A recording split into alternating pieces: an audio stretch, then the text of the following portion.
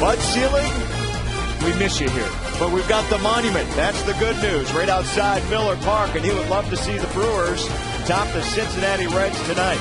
Game 3, the Reds have grabbed the first 2 games of the series. And we'll see if the Brewers can salvage the finale of this 3-game set as the final homestand comes to a conclusion here within a few days. Davey and Craig back aboard with you here on Fox Sports Wisconsin. 12 games to go total, and 3 Brewer players have an eye in the century mark when it comes to RBIs, Davey. And let's see if they're attainable or not for McGee, Braun, and Hart. Well, I tell you what, my money's on Ryan Braun because he's so hot right now, and he's swinging a very hot bat. The long shot is Corey because Corey's got 91 RBIs right now. And then, well, Casey McGee only needs 5. Let's take a closer look at what McGee has been able to do, boy, out of that number 5 hole, producing big-time numbers, all career highs for him. Well, and what he's done, he's capitalized on all the walks with Prince Fielder and teams not taking him for granted anymore, but he's been able to drive runs in when they intentionally walked Prince. And Ryan Braun over the 300 mark right now, and Corey Hart also looking for a career high. Right now, it is 91. It's 91, but tonight he could pass his career high, but it's a long shot for him to get 100. Brewer hitters got to get it cranked up now. Still hungry, Randy Wolf sure is, and the way he's been going the last 3 starts, the Reds may have to forget about any magic numbers. B and Rock explained. Reds and Brewers game 3 next.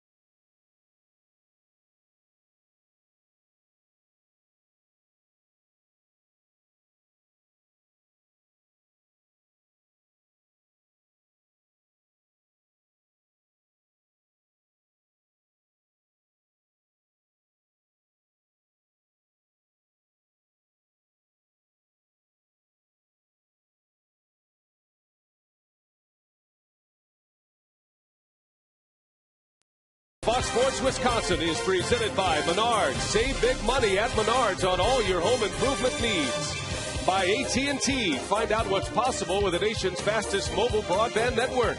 AT&T. Rethink possible. And by Triple Hop Brewed Miller Lite. Taste greatness. We are just about set for baseball in Milwaukee, the final homestand of the year. Many folks checking out the statues out in front. Bud Selig, Hank Aaron, and, of course, Robin Yount. And hi, everybody. We welcome you back from Miller Park. Alongside Bill Schroeder, I'm Brian Anderson. And we're looking forward to tonight's matchup, the final game of the series with the Cincinnati Reds. And Rock, the Brewers have dropped the first 2. They're going to give the ball to Randy Wolf, who's pitching about as well as anybody in the starting rotation to try to salvage this final game. And Randy, what a turnaround season it has been in the second half. 10 starts outstanding, 3 September starts. He's got an ERA just a little bit above 1. That's how good he has been. And in his last start against the San Francisco Giants, a complete game shutout, his first of the year, and he was able to manage his pitch count extremely well. Got a lot of miles of that high fastball. The changeup very good. He got a lot of outs early in the count. He had 2 innings back-to-back, only threw 14 combined pitches, so hopefully that's what he's going to be able to do here tonight. Well, we've had 2 good games here. Unfortunately, the Brewers have not been able to pull it out. The bullpen was outstanding last night. The Cincinnati Reds won last time here at Miller Park. Their magic number is down to 4. See if the Brewers can spoil the party for a little bit.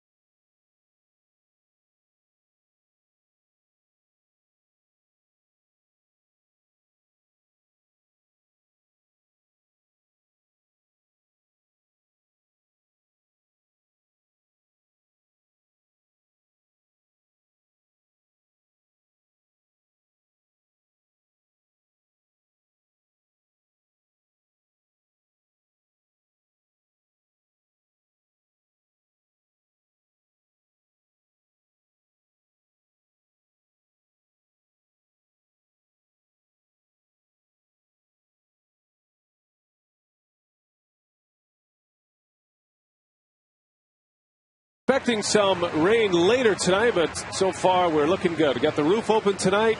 Temperatures in the upper 60s, and we're ready for baseball. The final homestand of the year. Hope you'll make plans to come join us. Just 4 more games remain after tonight's contest with the Cincinnati Reds. And Dusty Baker is hoping for a little extra baseball this year. His club has a magic number of 4. The Reds have an 8-game lead over the St. Louis Cardinals in the National League Central with 10 games remaining for Cincinnati. Here is Dusty Baker's batting order tonight. It's brought to you by Subway. Brandon Phillips leads off, then Orlando Cabrera. Still no Joey Votto, so Jay Bruce hits in the 3-hole. Votto is out with a sinus infection. The middle of the order is Roland Gomes and Alonso. Yonder Alonso making his first big league start at first base. And then Drew Stubbs, Ramon Hernandez, and Johnny Cueto on the mound for Cincinnati. And it's Randy Wolf to pitch to that Reds lineup, and Wolf is hoping to continue what he had last time out, which was a complete game 3-hit shutout for the Milwaukee Brewers. Yeah, and everything was working for him. Looking to finish very strong. Nobody in baseball throwing any better than Randy Wolf in his last 10 starts. In 3 starts in the month of September, he's allowed only 3 earned runs in 23 2/3 innings. That's a 1.14 earned run average for September so far. Outstanding work from Randy Wolf. And here is how the Brewers line up defensively behind Wolf. Lorenzo Cain back in the starting lineup with Braun and Hart on either side. Then it's McGee, Counsell, Weeks, and Fielder. Craig Counsell starts for the 2nd consecutive game. And George Qatar is catching Randy Wolf, as he usually does.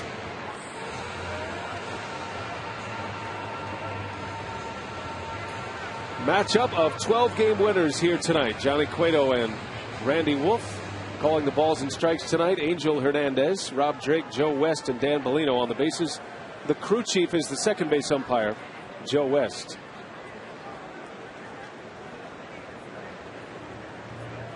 Now the Brewers are 69 and 81 to start play today. This is game number 151. And the first offering to Brandon Phillips, down and in. Phillips batting at .271, 16 home runs, 52 driven in.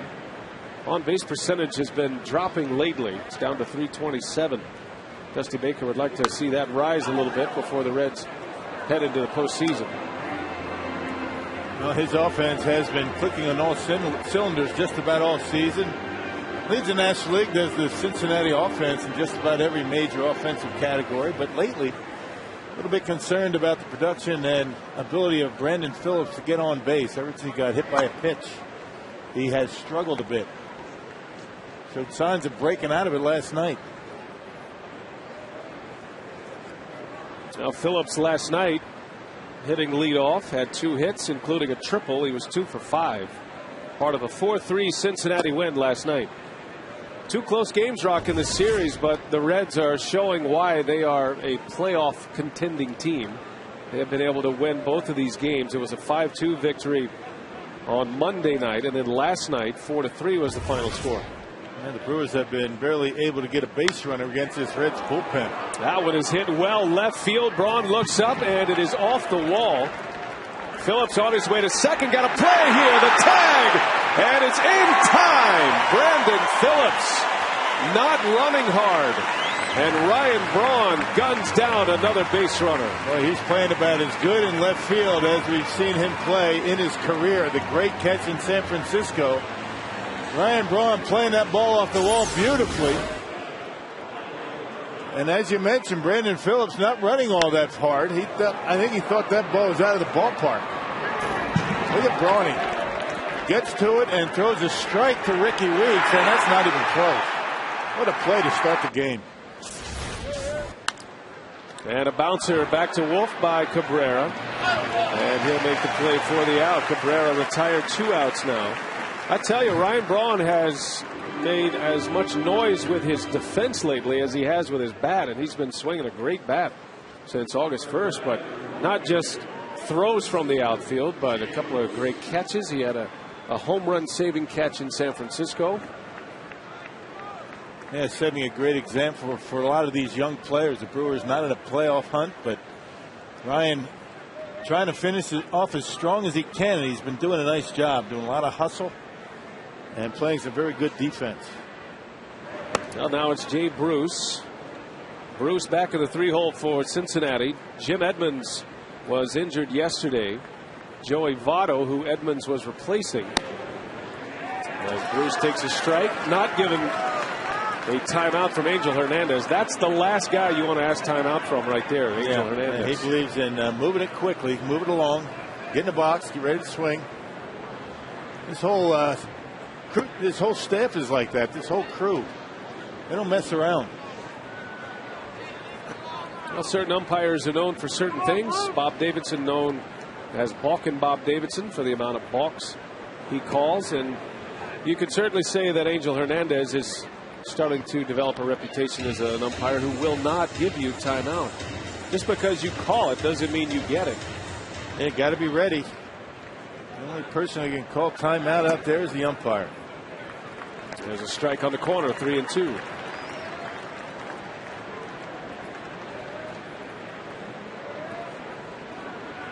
Bruce hit third yesterday as well after Votto was scratched from the lineup. As he takes ball 4. So Jay Bruce reaches here in the first inning with 2 away. And a base runner for Scott Rowland. And 2 guys in this Reds lineup that have had an awful lot of success against Randy Wolf. Jay Bruce won. He's 5 for 12. And Johnny Gomes, the on-deck hitter, 7 for 10 against Randy Wolf in his career. Scott Rowland with a runner at first. Matchup of former Phillies, Scott Rowland and Randy Wolf.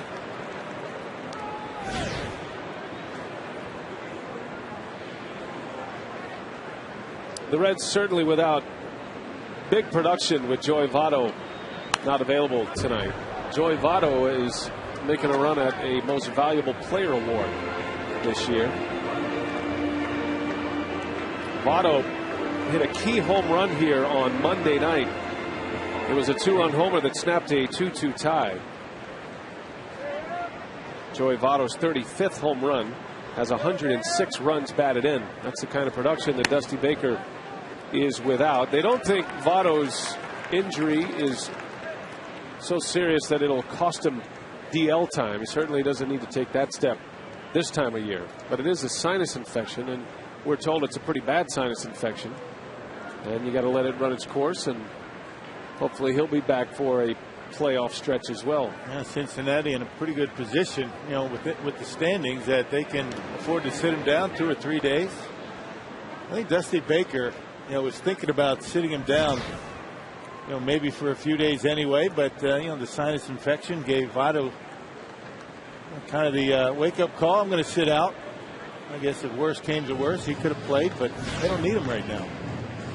And last night, Jim Edmonds homered for the Reds, subbing for Joey Votto. And Edmonds, during the home run trot, injured his leg. And I talked to him earlier today, and he's wearing a boot on his right leg. He said he felt it earlier this season in the middle of the summer, but it got him last night as Rolen rifles one to left field, a base hit.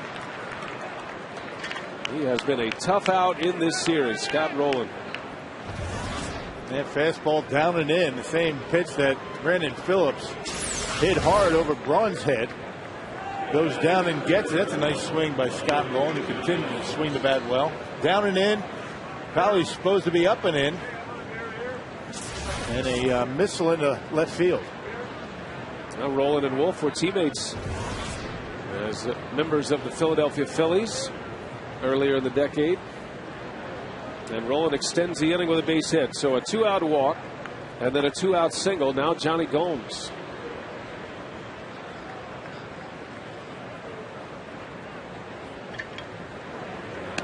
You know, getting back to Edmonds, you wonder if the Reds are willing to take the chance of putting him on the playoff roster, given his injury history. I mean, you can't make any changes within a series. And I mean, can they afford to be shorthanded with Edmonds, you know, his situations being hurt all the time? Walt Jocketty, the Reds general manager, is here. Spoke to Walt earlier today, and they feel confident that Edmonds' injury is one that will heal in time for him to return for a postseason push.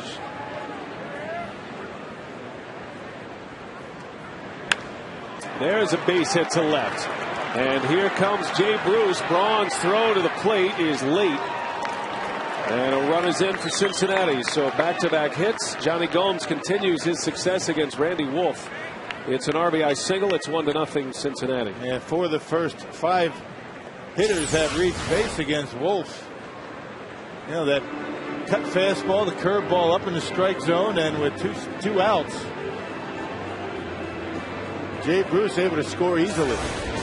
Got that play by Kataris, bare-handing one to keep it out of the screen. A bit of a bad hop, and whatever it takes, George Kataris able to grab it bare-handed. Doesn't say much for Brawny. Guys don't like to be, you know, have their stuff caught bare-handed. Kelly leaked. It actually could be a big play here. Kataris makes that bare-handed catch, and that prevents the runners from advancing to second and third. Look at this. A hot potato.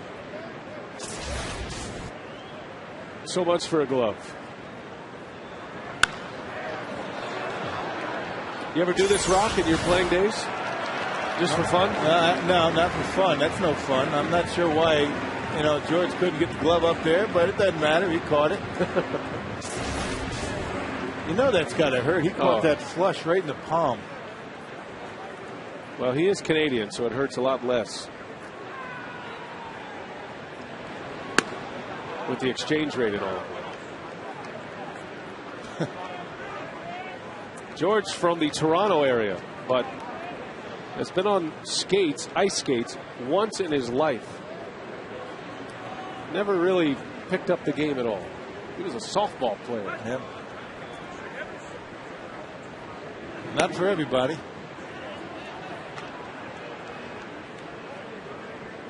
Yonder Alonso, his first career start, getting the call at first base here tonight.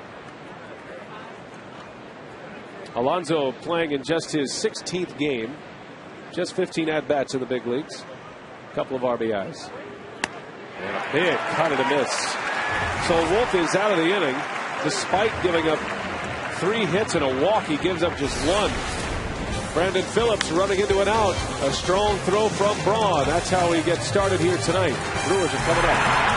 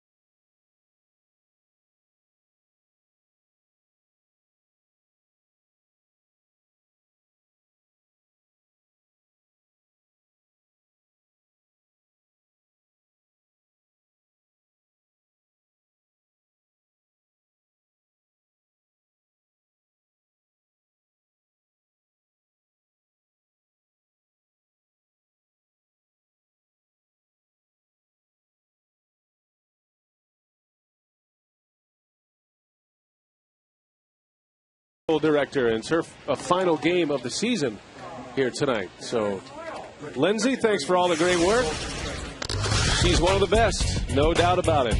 Making the others look good in that truck. Here's the Subway lineup for the Milwaukee Brewers. Weeks, Hart, and Braun, followed by Fielder, McGee, and Counsell, and then Kane, Kataris, and Wolf. And that lineup will face Johnny Cueto. Yeah, Johnny Cueto has been throwing the baseball extremely well. He's been the victim of some bad luck. He's had a blown save. He does not have a win in his last 3 starts, but he's thrown well. And a 12-game winner this year. Cueto is 12-5, an ERA of 3.35. He could be one of the Red starters. Well, he will be one of the Red starters. He could be the top starter, the #1 hurler in the postseason for Cincinnati. They have not made a decision on that yet, and I think therein lies the biggest question about Cincinnati as a postseason performer. They do not have that dominant ace, although Cueto, Volquez, any of those guys could develop as that kind of pitcher in the playoffs. But, you know, on paper right now, they don't have the CC Sabathia, the Roy Halladay. They just got to get hot at the right time, and it looks as though this pitching staff for the Reds starting to come together. A good start by Volquez in last night's ball game. And Johnny Cueto, Bronson Arroyo. I mean, really the only veteran in that starting rotation. Cueto walks Ricky Weeks to get it started here tonight. Here's how the Reds line up defensively. It's an excellent defensive team. Johnny Gomes, Drew Stubbs, and Jay Bruce in the outfield. Then it's Scott Rowland and Orlando Cabrera on the left side.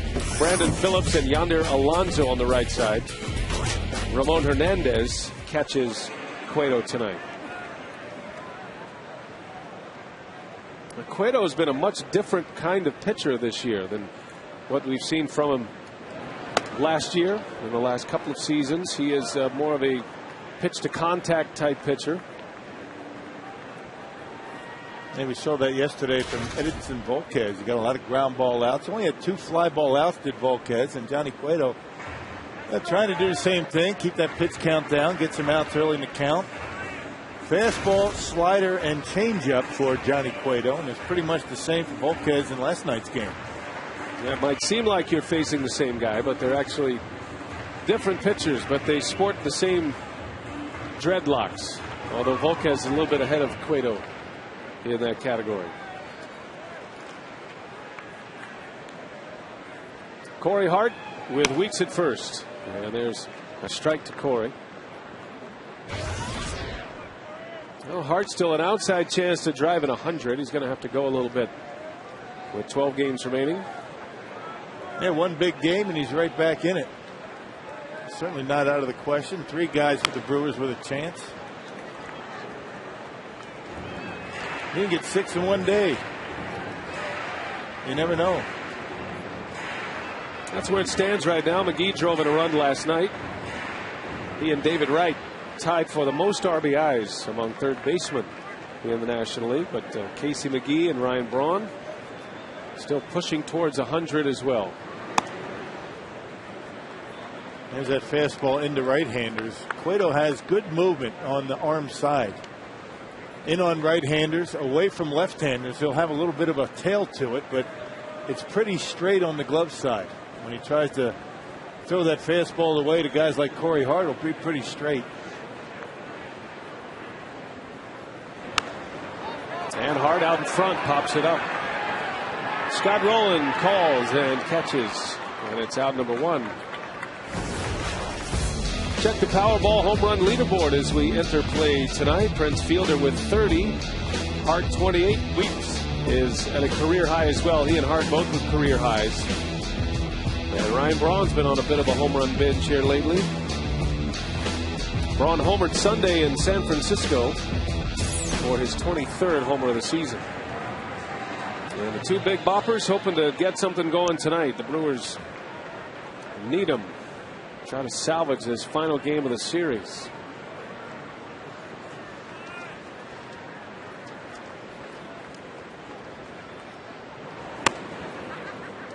Yeah, Bronny lately has really done a nice job covering both sides of the plate. Pulling the pitches in, taking the pitches away from, ripping them into the gap in right center, down the right field line. It was that stretch where he really wasn't using the opposite field. It was about a 6-week stretch, but he's gotten over that. He has been swinging the bat as well as anybody right now. And he hits that one well. Deep left field.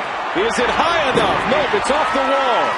Ricky Weeks will roll into third base as Braun is in there with a double. He hit it too much on a line.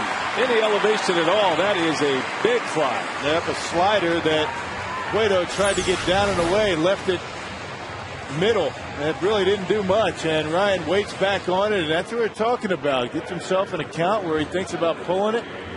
Ryan centers on it beautifully, but just hit it too well. You get under that ball just a bit, and that's a 2-run homer.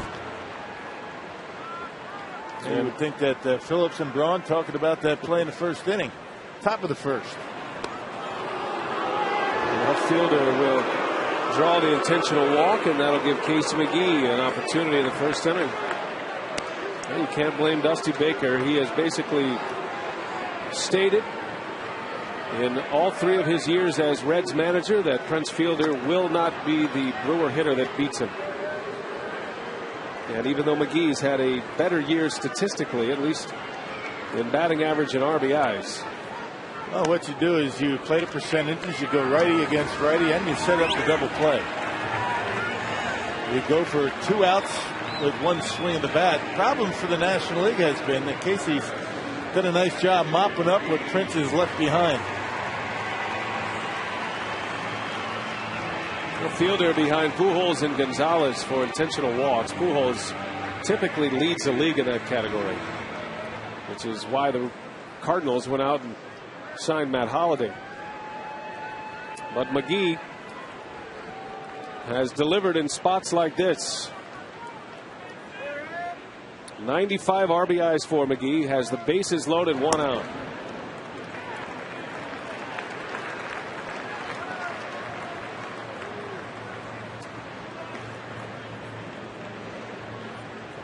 Coming into play tonight, Casey McGee tied for 9th in the league in RBIs. As he gets under that one, shallow left field, long run for Gomes. Back is Cabrera, and he makes a catch for the out. That backup slider got in on Casey's hands that time, and we're talking about that 100 RBI goal for Casey McGee. Boy, there were ducks in the pond in that at bat. Cueto hung a slider, but Casey couldn't get the big part of the bat on it. That's a big out. Now 2 gone in this first inning. Yeah, check it out. Just hung a little bit too much on the inner half of the plate in case he popped it up. Like to have that one back. Here is Craig Counsell now. Back in the starting lineup at shortstop. Back-to-back starts for Counsell as Alcides Escobar sits.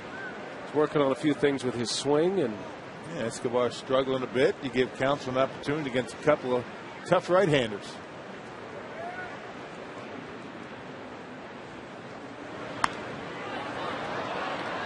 Cincinnati with a run in the first inning. RBI single by Johnny Gomes. And it was a 2-out RBI hit for the Reds. Counsell trying to do the same here in the bottom of the first.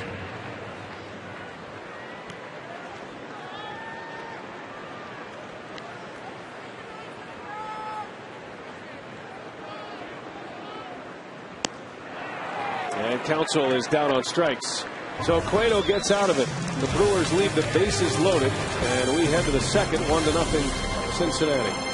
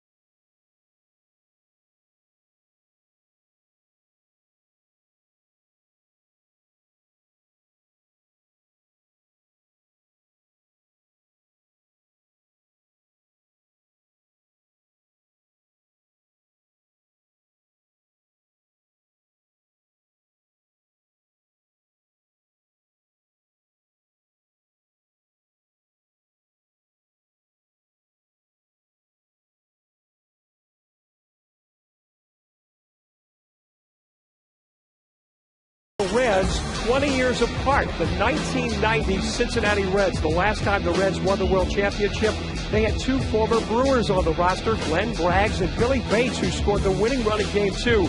Fast forward 20 years, 2010 National League champion Reds. It looks like they're going to win the Central Division. They've got Jim Edmonds, Lance Nix, and Francisco Cordero, 3 former Brewers. And guys, the Reds hoping for similar postseason success with those former Brewers this time around. And Brock, you played with Glenn Braggs, right? Yeah, he was a big man. I tell you, nobody had more power than Glenn Braggs. And I wonder what happened to Glenn.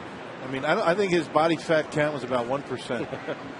If that. Used to break bats across his back on his follow-through. Yeah, he was something else. What a specimen.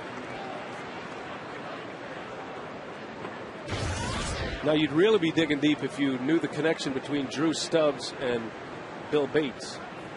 You're right. I would be digging deep. I'm sure Mark Concannon knows that. Do you know what it is? Oh, yeah. There's a connection there. Well, the eyes of Texas are upon you. Oh, okay. Both Texas Longhorns. As a strike called, and Stubbs is rung up. Good start for Randy Wolf here in the second. Hey, come out to Fan Appreciation Weekend at Miller Park Friday, Saturday, and Sunday as the Brewers take on the Marlins.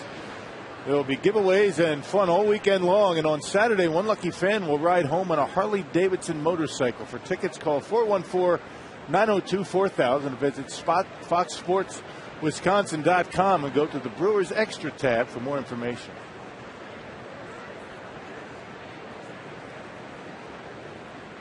So 1 away, and here is Ramon Hernandez, Cincinnati catcher. It's mostly a platoon with these Reds catchers, Ryan Hannigan and Ramon Hernandez. Hernandez gets a little more of the playing time, but not much more. And both of them have swung the bat very well this season. And both of them are very good defensively. Both of them move around well. Both of them throw the baseball well. Hernandez arguing a little bit with Angel Hernandez, just establishing the parameters. And he says, Angel, we share the same last name. Come on, man. These two Reds catchers combining to hit 291, which is the best mark among the catching corps in the National League.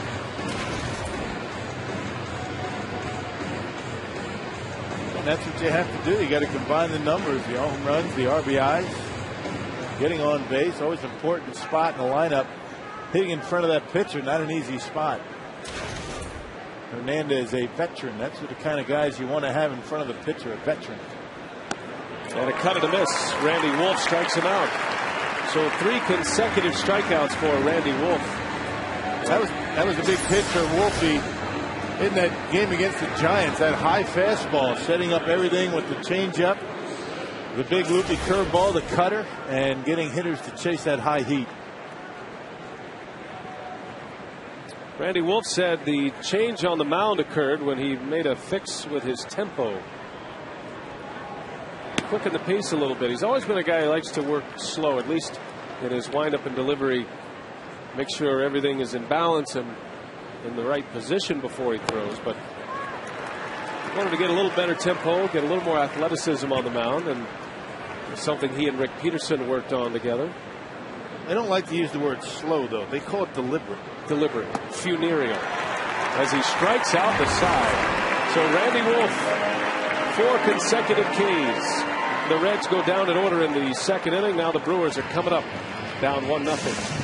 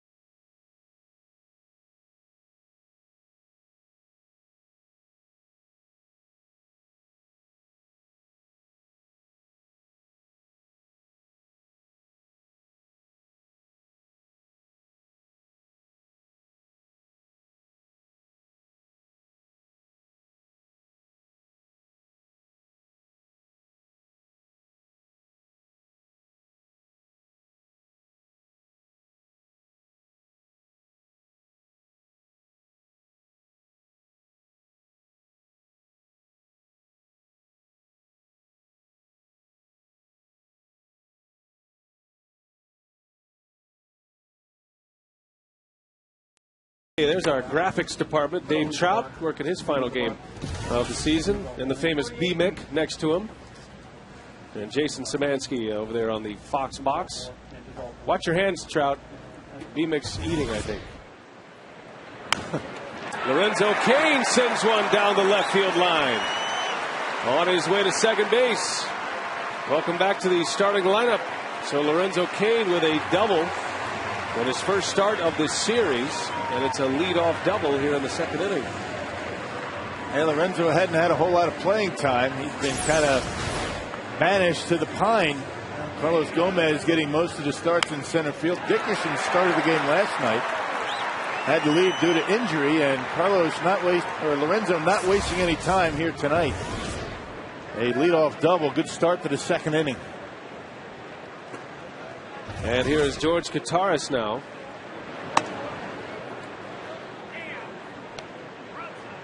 For George Kataris, 21 of his 38 hits this year are extra base hits.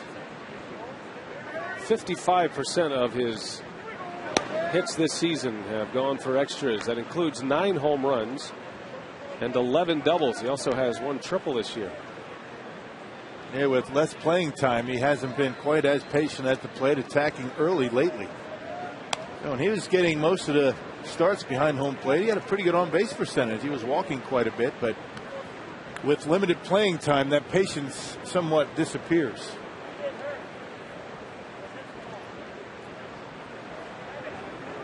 Tying run out at second, Lorenzo Cain, a leadoff double. Count even to 2-2. Yeah, when you're not playing a whole lot, you go up there and you're thinking it's almost like a pinch hit opportunity. You get a fastball that you like. You don't really feel all that comfortable going deep into a count. Jonathan has been getting most of the playing time behind home plate.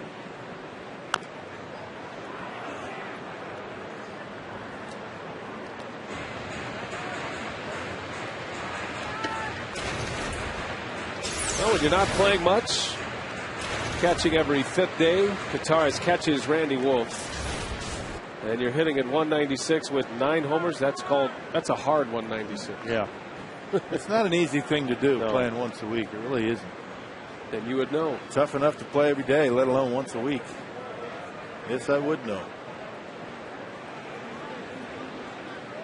Kataris goes down the line. That's a fair ball. That'll go to the wall.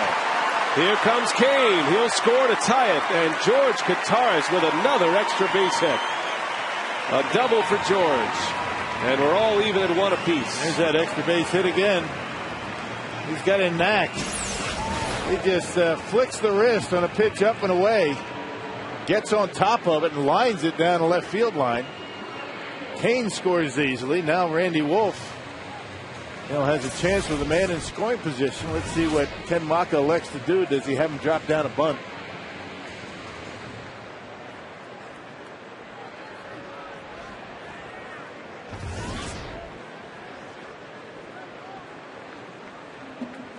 I think with the way Wolfie's been swinging a bat, let him swing.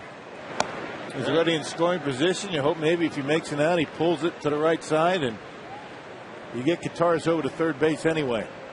Now Wolf is hitting .235 and has driven in 4 runs this year. Usually a hitter that makes contact. He's bunting, takes it, throw to second, and Cabrera couldn't see the baseball, and Kataris will end up at third base anyway. Yeah, never did see it, did he? Kataris was in his way, never saw the ball coming at him, and I think he got a glove on it, not sure, but George able to get over to third base. Kataris has a big lead, and Cabrera just flat lost the baseball. Now Cabrera holding his hand up to say don't throw. Hernandez throws anyway, and the Reds have committed another error in this series. This is one of the better defensive teams in the league, and yet they have committed their 5th error. As Wolf sends one to right, shallow, Bruce coming in, and it'll fall, a base hit. Kataris scores. Randy Wolf gives the Brewers the lead, 2-1. Right, not a whole lot you can do about it. Brandon Phillips, he was holding Kataris, trying to keep him as close as he could to second base. And for whatever reason, Jay Bruce pretty deep in right. Fastball in, Wolfie able to get enough of it, dumps it into right field. Not sure if it was caught. It was going to be deep enough to score the run. George Kataris was going halfway, knowing that if it's caught, he's got to get back anyway. So the Brewers take the lead here, 3 consecutive hits. Milwaukee had the bases loaded in the first inning with 1 out and could not score. Cueto got out of it. But 2 runs are in here in the second, and back to the top of the order. And he rips one to right, a base hit for Weeks. 4 consecutive hits for Milwaukee. And the Brewers putting some pretty good swings on Johnny Cueto. That's some good opposite field hitting. First by George Kataris. Now by Ricky Weeks, one of those sliders that again didn't do much. Cueto didn't have a very good breaking pitch tonight. Yeah, middle in, and Ricky doing a nice job shooting it into right field. It's a good piece of hitting. It's almost an identical swing that Weeks had last night in his final at bat when he singled to right, as the Brewers tried to mount a comeback against Francisco Cordero. Now Corey Hart. Cueto doesn't have the velocity that Volquez does. He's not as big as Volquez, but he still has good enough velocity. 93, 94. Yeah, nothing wrong with that. I haven't seen him throw too many changeups. He's got a good changeup. Thrown a couple of them, but not many. He's really struggling with that slider tonight. He's not doing much. Cueto was suspended earlier this year. You might remember the bench clearing brawl between the Reds and the Cardinals. Cueto was kicking away up on the screen behind home plate, and for that he received a 7-game suspension. Both managers and 4 other players were involved in that suspension.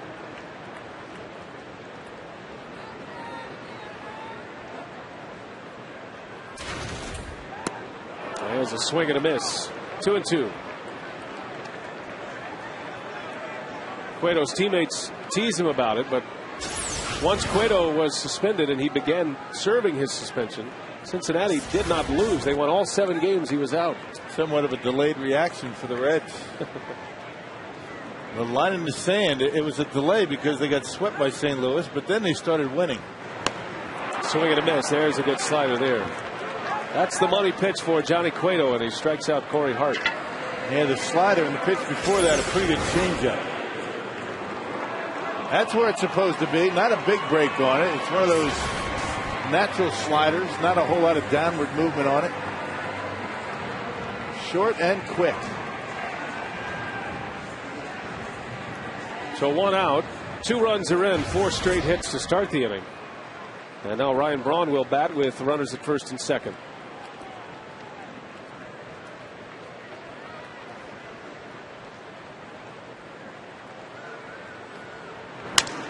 Shatters his bat.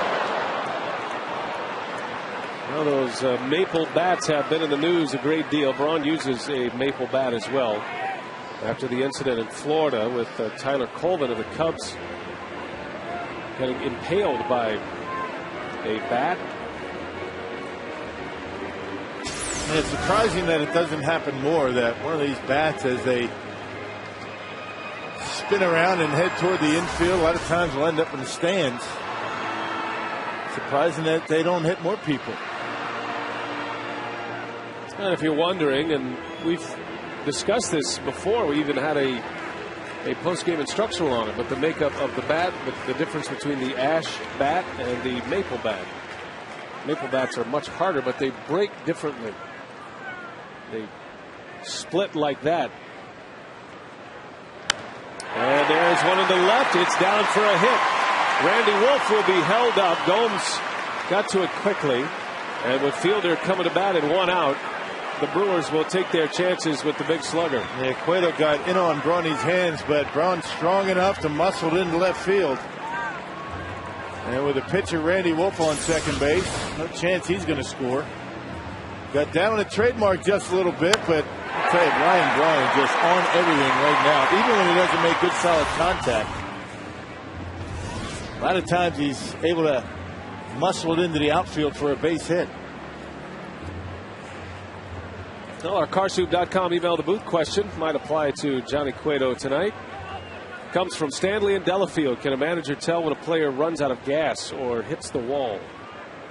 I think those things happen, a couple of times a year. You go in phases where your bat slows down, or if you're pitching, your pitches don't have any real crispness or any sharpness to the breaking pitch, and you get over it. You go through that a couple of times a year, I think. It's not just one time at the end of the year.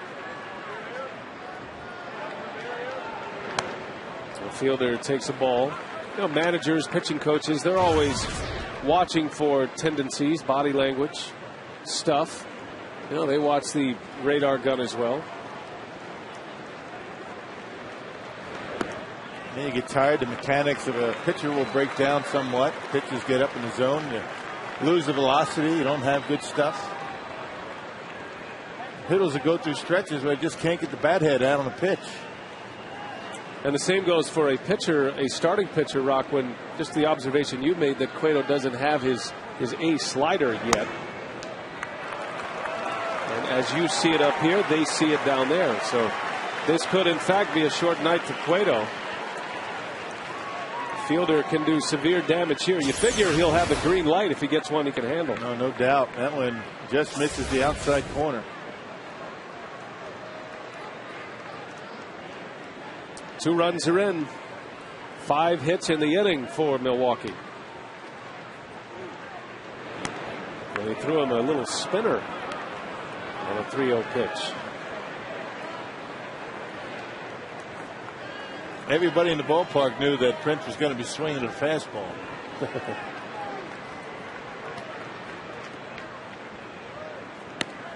Tried another one, he missed. It's a bases loaded walk. And it's 3-1 Milwaukee. Wolf scores the run. Fielder gets credited with an RBI. And for the second straight inning, Casey McGee will bat with the bases full. Went with a breaking pitch and missed off the outside corner with it. 84 miles an hour for Cueto. That's the slider.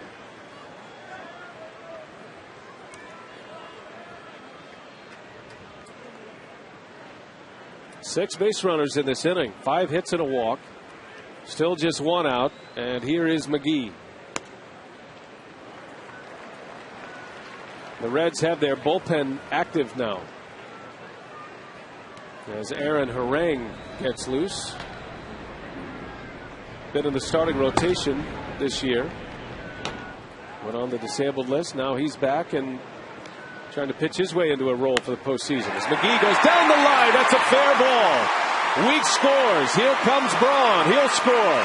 Fielder on his way to third. He's in there as McGee rolls into second. It's a double and it's 2 RBIs.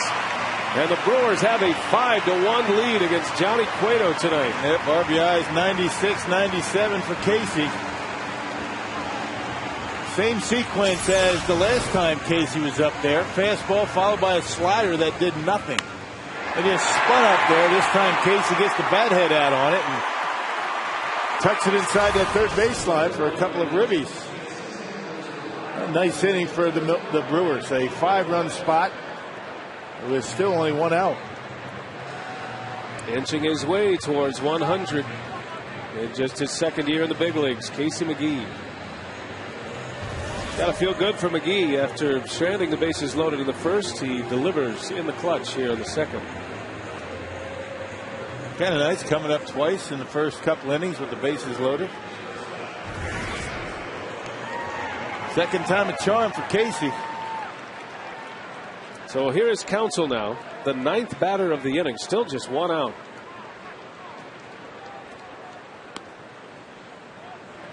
Infield is in for Cincinnati.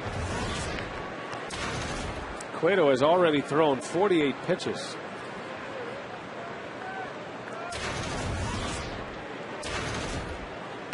Counsell in the right field. That ball's well hit.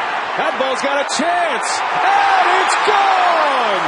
Brett Counsell, a 3-run home run. How about that? His second of the year. And it is 8-1 Milwaukee.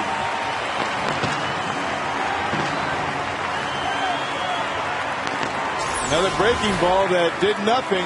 It just spun up there and middle in, and Craig able to drop the head of the bat on it, dropped it into the Air Tran landing zone out there. So 2 home runs for Counsell and give him 7 RBIs, a grand slam and a 3-run shot. That's making the most of 2 home runs. His last home run came on April 18th at Washington. That was that first inning grand slam. His second here tonight on September 22nd, and it's going to be the last hitter that Johnny Cueto faces. The Brewers have put up 8 runs on the board on 8 hits. And one of the best pitchers in the league as an early exit tonight. We'll take a break.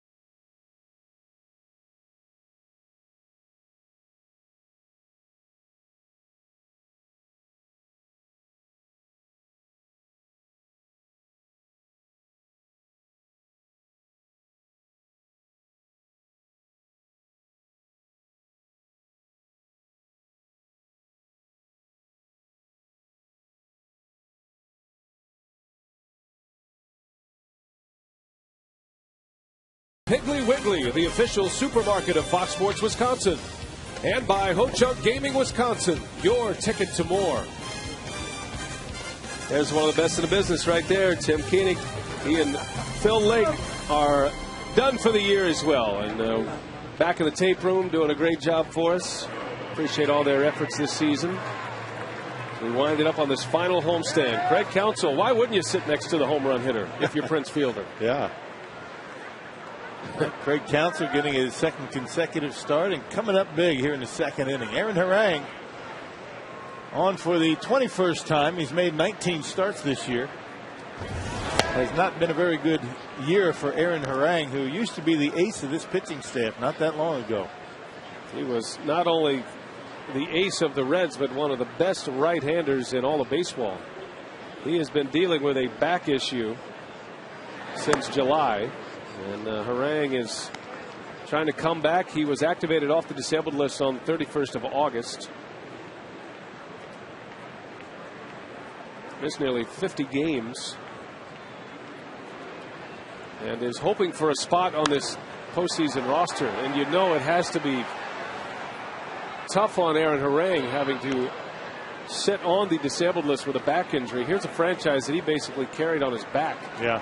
And it was his back that set him down in a year they might return to the playoffs for the first time since 1995. Well, it's not just tough on the Harang. I would imagine it's going to be a tough decision for the Reds. There's another base hit. Almost an identical extra base hit for Kane. He started this inning with a double down the left field line. Now he has his second. He's 2 for 2 in this inning.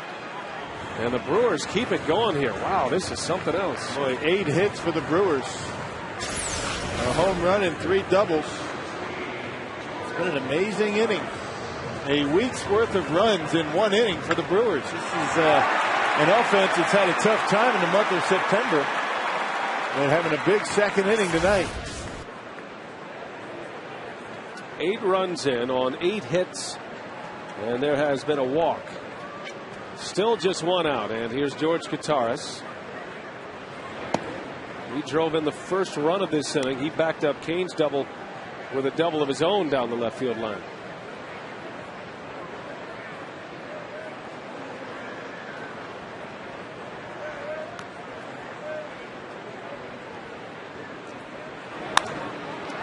Off the end of the bat, Cabrera eases back, and the Red shortstop will make the catch.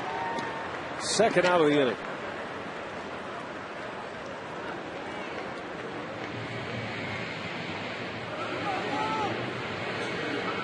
Well, between outs, the Brewers drive in 6 runs.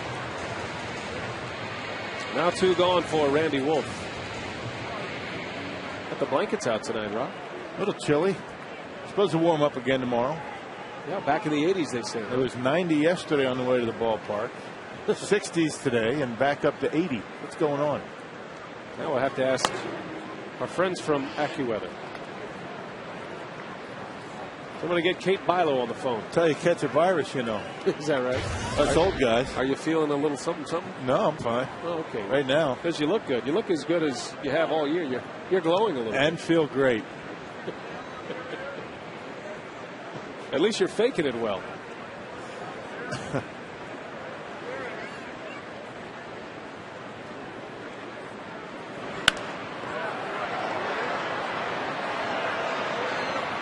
Isn't that what Jim Bowden said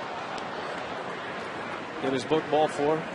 You want people to think you're in good shape, just get a tan and buy bigger clothes. Right. People think you've been working out all offseason. Put a tie. Put a tie. This is tie weather, right? Oh, for sure. I don't mind wearing a tie in this kind of weather. Always tie weather. We only not wear ties when we're told by our producers. Randy Wolf strikes out, and the inning is over, but what an inning it was. Cueto gives way to Harang. The Brewers with 8 runs on 8 hits, capped off by a 3-run homer from Craig Counsell.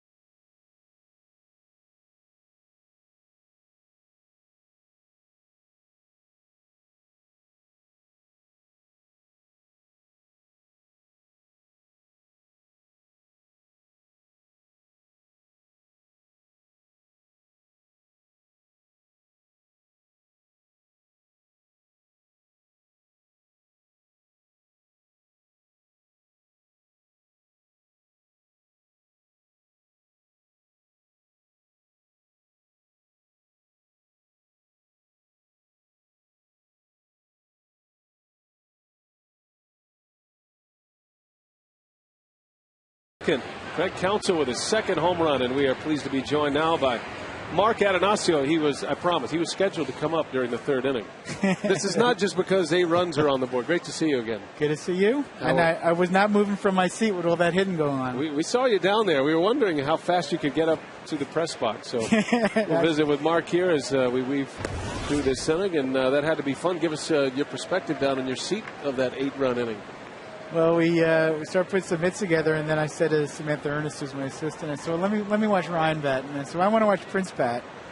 And I said, I'm not moving from this seat. As Brandon Phillips sends one to right for the first out. Well, Mark, it's the final homestand of the year, and we're approaching a fan appreciation weekend here as the Marlins come to town. And despite the lack of success on the field, it has been a great year at the gate, and the fans have supported this club all the way, and it's been fun to come to Miller Park every night. Well, the one thing we know we can control is the entertainment experience here in Miller Park, and I think one of the reasons it's so much fun here is that our fans keep coming out. The other night I saw we had over 30,000 people here, and so some of the contending teams right now aren't drawing crowds like we're drawing. As people enjoy coming to the park and seeing the team and having a nice night out, such as tonight. Beautiful night, full moon. Yeah, it seems like every time we come back from spring training and then we come to Miller Park, we have changes each and every year. And what have we got in store for this offseason? I think the number one thing this offseason is going to be our scoreboard. And we've got Project Vanity, I'm concerned to be a little bit of a distraction. It's so big and bright. And it's absolutely going to be state-of-the-art. and be able to show replays, all kinds of graphics and statistics, and also I think when we kind of cut to some of the things we did to show the fans in the crowd enjoying the game, we'll be able to do that better also. What kind of process is that? What's the installation timeline? How does it work with a scoreboard of that size? I've seen the mock-ups of it. It's going to be one of the biggest in all of professional sports, I think. Well, yeah, everybody tries to be bigger and better, and the longer you wait, the less expensively you can do it. So, gotten some benefit by waiting a couple of years here. 2 outs in the third inning. Rick Sessions really been on top of all of that, and I think they're going to start on it as soon as the season's over. They pretty much are using that footprint that we have. We looked at different ways to make it even bigger, and it got a little cumbersome and started to intrude on other. So it's going to be basically like that, right? Yeah, pretty much. Pretty much like that. That is going to be a pretty big scoreboard. Man. Mark Ananasio joining us. One of the things we're also trying to do with that, you see our sponsors, Miller Lite, M&I, Johnson Controls, trying to make sure that we still, Toyota, still give them, good positioning, and you don't get distracted from, to give them good signage as well as, all the great baseball graphics. Now the evaluation of the team, that begins right away, I would imagine, to chart the course for any off-season decisions that you make. We say every year, it's interesting, the other day I saw Tony La Russa was saying how it's a 162-game season, and that's what gets put in the books. And so, obviously, we want to get all of that data in, but, the good news with the bad news of this season is that, we pretty much know what we need to do, and we know, for the most part, what the position players will look like next year. Well, the inning ends. Mark will stay. We'll chat with the Brewers owner when we continue here. We head to the bottom of the third inning. Brewers lead 8-1.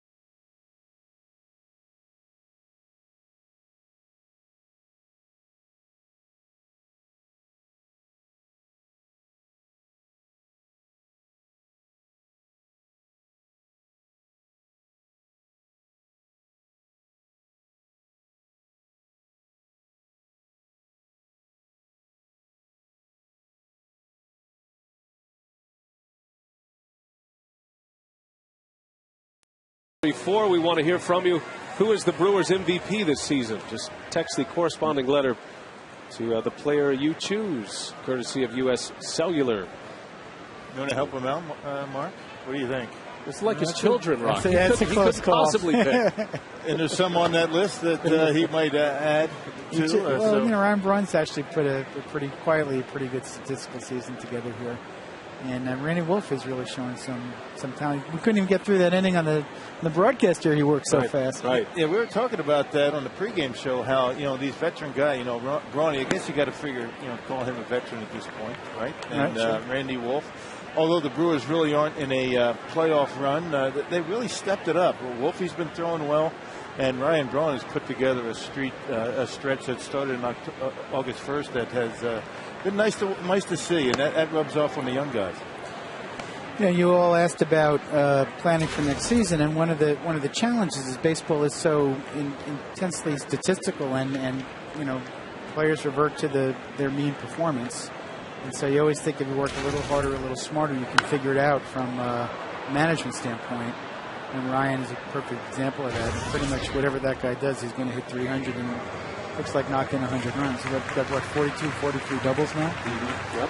So, anyway, we've gotten a little bit of an early start in planning for next season, and one of the things we'll be doing on this swing here is sitting down with Doug and some of the baseball people to push some of the things forward we've been working on the last couple of weeks. Well, it has been a disappointing season record-wise for the Brewers as Weeks tries to leg one out. It's a race with Harang, and he is safe. Almost a great play by Alonso to Harang, but the ball pops free, and Ricky Weeks reaches on an infield hit. Yeah, that might have been somewhere on that Burley meter. That would have been a heck of a play by Alonso, who flipped it with his glove, but Harang just not able to hold on to it. One thing you could say, Mark, about this Brewers club, and we see all the teams as they come through, we go on the road, everybody in this lineup hustles down on the bases, hustles down the line, and you got to love to watch that when you come out to the ballpark. You know, I was just thinking the same thing, Rock. Here we got an 8-1 lead, and Ricky is just busting it down to get down to first base, which is characterized as soon as a player. And now Corey Hart sends one deep left center field. There she goes! Way out of here. As Corey Hart bangs out number 29. A 2-run home run. And the Brewers with a 10-1 lead on the Cincinnati Reds. Well, one of those days at the ballpark for the Brewer offense. First 3 innings, big numbers. And Corey Hart inches closer to that 100 RBI plateau. A fastball right down the middle. Straight as a string by Harang, and Corey centers on it, and a no-doubter. RBIs 92 and 93 for Corey.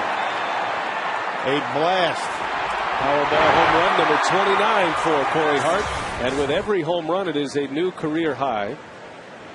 10-1, the Brewers lead it on 11 hits. And here's Ryan Braun. Well, Corey Hart's had some kind of year to go from, I guess you can put it on the financial terms, but to go from where he did in the spring after winning an arbitration case and not even in the starting lineup, ending up as an all-star and now having the best season of his career, quite honestly. Corey's exhibiting some of the volatility the stock market is exhibited. We just wish the stock market would perform as well as Corey Hart has performed. See the RBI numbers for the Brewers. A number of Brewers pursuing 100 runs batted in. It looks like offensively the ball club is in pretty good shape. Obviously, Prince Fielder will be in the news this offseason. And what's the timetable as you determine Prince Fielder and his future in Milwaukee? Well, you know, we're going to Prince. You know, we are starting to work on some things relative to Prince that we're really going to pick up once the season is over and just take a step back. I'm sure Prince and his agent's going to take a step back and see where things are at. You know, you can't go on assumptions. Everybody assumed we'd be trading him at midseason. Obviously, that didn't happen. And, you know, so we're just going to take a fresh look at things in the offseason. That's pretty much what Doug Melvin and Scott Boras agreed to do, so that's what we're going to do. That's what everybody was talking about with Corey Hart, right? Everybody thinking that everybody assumed he was traded, and then we signed him to a contract. 3-year contract, so, you know, nothing's for sure. And one of the things you saw tonight, and I sent Doug a text during the game, take probably the 2 most experienced managers in our division, Tony La Russa and Dusty Baker, and they will not pitch to Prince Fielder. They just won't pitch to him. They make somebody else beat him. So, to my mind, that's it shows the amount of respect he's given, and I believe he's still leading walks, right? Yes, he is. So that tells you the guy in the league they want to pitch to even less than Albert Pujols is Prince Fielder. So. And a big part of our offense, and we'll just see what we can do. And to Prince's credit, he's been being patient at the plate, not swinging the pitches out of the zone. That speaks well to Casey McGee behind him in the batting order. Casey this year has had as consistent a year. Right, if you look at his splits on his batting, righties, lefties, home, away, grass, turf, day, night. It almost defies you can't be that statistically consistent. It's actually statistically abnormal to be that consistent as he's been. And a guy who does the same thing every day as far as his preparation, his batting practice routine, every opportunity at early work, he's always there, even though he's having a great season. Casey McGee. You see the numbers, the splits on Prince Fielder this year. He'd like to improve against lefties. That's where he really excelled last year. Yeah, I would think if you look at Prince's career, this year is a little bit of an aberration in terms of his, his issues with lefties. And one of the things you see over the course of guys' careers, that might be a year here or there where there's something, which is why Casey being so consistent is actually that consistency is an aberration.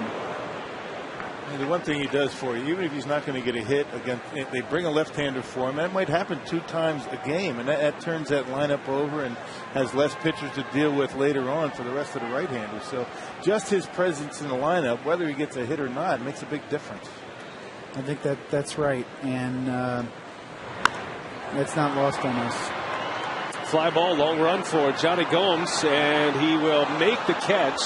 Gomes plays about as deep as any left fielder in the game and had to make a diving, sliding catch to haul that one in for the first out. There's that defense for the Reds. They've been good all year long, and what a surprise Johnny Gomes has been, not just at the plate, but playing a pretty good left field. Mark, one of the big surprises as we end the season, last few months, that bullpen. I mean, you guys brought some guys up from the minor leagues and players that have been here a while. They got some pretty good arms out there. Jeffress, and you got Braddock and Axford, and the bullpen looking like it's going to be in good shape going into next year. Braddock, Axford, Lowe, obviously has been strong all season. And I think they're going to try to give a little bit of a look at Mark Rogers here, who's actually credited. We understand his agent talked to Doug, has credited Rick Peterson with really bringing him along this year. As Casey McGee delivers a base hit right on cue. His second hit, and the inning continues. Now Mark Rogers will start Friday for Milwaukee, and he'll probably get 2 starts if all goes well. Fun guy to talk to, and he's one of those pitchers, and obviously pitching is going to be addressed this offseason. But that's one of those guys who can come up big for the Brewers next year if he lives up to his potential. It's a lot to put on a young player, but here he is after 2 surgeries, ready to get his shot. And he has the talent, obviously, based on where he was drafted. And, honestly, you would think, again, looking at statistics and all that, one of these years we're going to get a break and somebody's going to positively surprise us once they're given the opportunity. It just is going to happen. Mark Rogers, obviously, has the talent where, it could be him. Jeremy Jeffress, I think, is the question with Jeremy going to be, do you want to race him to the big leagues and have him relieve or try to season him a little and have him start? Always helps to have some guys that can throw 98, 99 miles an hour. It's so great. You don't have to be perfect on the corners all the time when you're throwing that hard. That's been a nice thing to watch this year. I've been waiting for that for a couple of years, and that's one of the things we're going to be looking at for the offseason, just getting some more hard throwers in our rotation. You try to figure out, well, what is it that, why is it that we, and everybody says, well, it's the talent, but we're looking beyond that. And Counsell sends Stubbs back, and he'll make the play for out number 2. We're looking beyond that and trying to see how the rotation interacts with each other. And, I think maybe this year just too many soft-tossing guys in the rotation. And, maybe it's psychological or whatever, but you wondered if other teams are coming in Miller Park, say, oh, we got a good park to hit in soft tossers, and you feel good about that. Whereas if you come in Miller Park and facing a bunch of guys throwing in the 90s, maybe you feel a little bit different. So, but we'll see. We'll see how it all. Still a function of performance. There's plenty of guys that throw in the 90s who have 5+ ERAs and too many walks. We don't really need that. And as far as pitching goes, starting pitching especially, it is going to be a bit of a down free agent market for starting pitching outside of Cliff Lee, who will be the big chip out there. We just had a graphic on Giovanni Gallardo, and we haven't had a chance to talk about him. He's had a terrific season. Good really comeback. Back. Very high strikeout to inning ratio and terrific winning percentage, especially with a team under 500. Look at many games above 500 Yo is. And he's really maturing into a #1 starter. And you can't forget how young he is. I mean, he doesn't have many games under his belt, and he's expected to go out there and throw out 7, 8 shutout innings every time. When you don't get it, sometimes you feel a little bit disappointed. But he's still learning how to pitch out there on the mound. He's a young kid. Yeah, he really has all the makings of a true #1 starter, and what we're hoping is, out of our farm system over the next couple of years, we can find another jewel like that.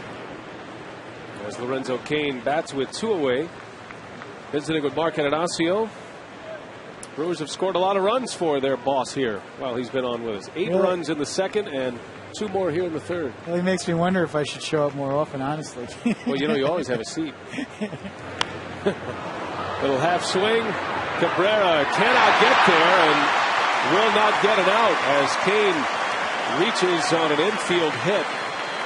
It was one shot for Cabrera. He was either going to catch it in the air or not. And Cain with his 3rd hit already. And Cain with 3 hits in an inning plus.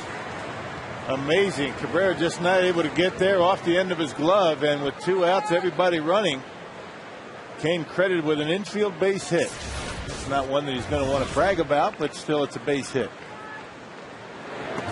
2 doubles and a single. One of the things where, is a big development this year is up the middle. We have just terrific amount of youth and energy with, Lorenzo Cain, Carlos Gomez, and Alcides Escobar. Those guys are all very young, comparatively inexperienced. Some quite inexperienced. Lucroy, he's had a Jonathan nice year. Lucroy. And so up the middle, which is so important in baseball, we've got, guys at each position very hard to develop. Center field, shortstop, and catcher. We've got young guys. That's a big positive. Pataris into left field. Johnny Gomes is there. Well, Mark, we'll let you get back to your seat. We appreciate your visit today. Great to talk to you. Good to see you, NBA. Good stuff, Mark. Rock, thank you. Mark Ananasio, Brewers owner, and the Brewers do well for him. It's 10-1 Milwaukee as Corey Hart goes deep.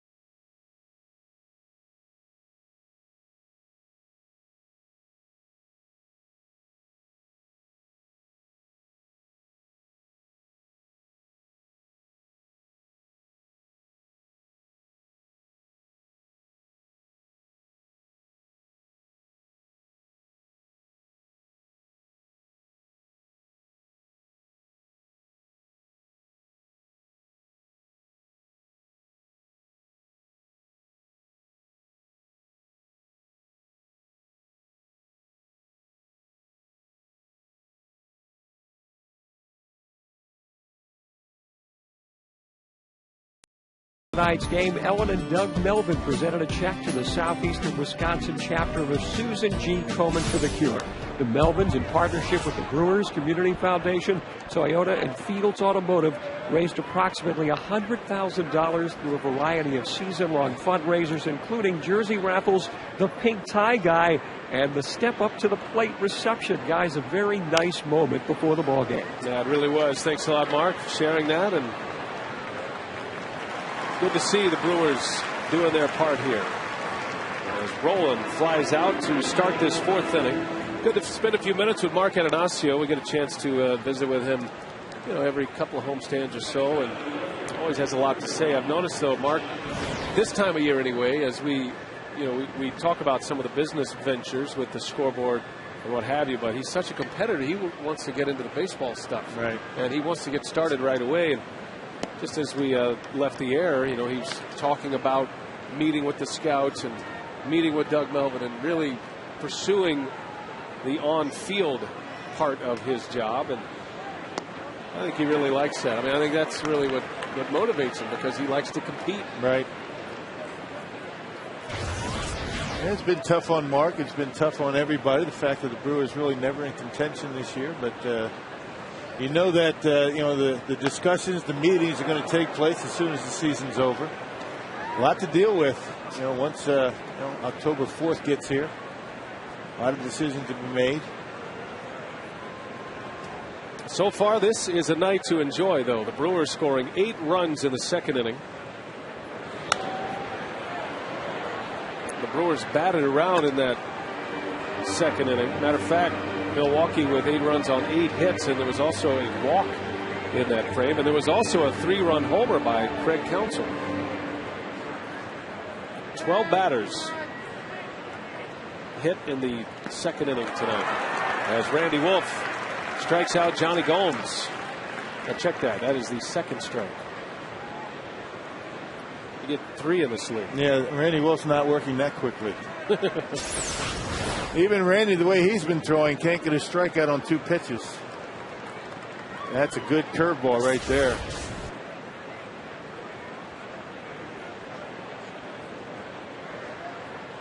And the 0-2, and Gomes just gets a piece. We do have some other business at hand, though, coming up, Rock. It's a big night. Yeah. Not just because we had the Brewers owner on the air, Mark Atanasio, but this is the night that we make good on a proposal for a charity auction we had. And you might remember, if you watch all the games, you might remember that while we were in Cincinnati, the Bill Schroeder jersey was available, and we were saddened to see that not one bid was made for the Bill Schroeder autographed jersey. As Counsell retires Johnny Gomes. Saddened but not surprised. Saddened but not surprised. Yeah, it's the one that I wore in the procession, you know, Right. with the Bud Selig statue dedication. Right, it was available, and it wasn't. Let's put it this way, you know, there wasn't many takers. It wasn't going very well. No, and we felt bad for Rock as you look at our AT&T trivia question tonight. The 2 third basemen in MLB history to have more Gold Gloves than Scott Rowland. Third baseman, think defensive third baseman. So anyway, we're going to make good because we spiced it up a little bit. We sweetened the deal. We'll tell you how we sweetened it, and we'll tell you how the payoff happens when we come back.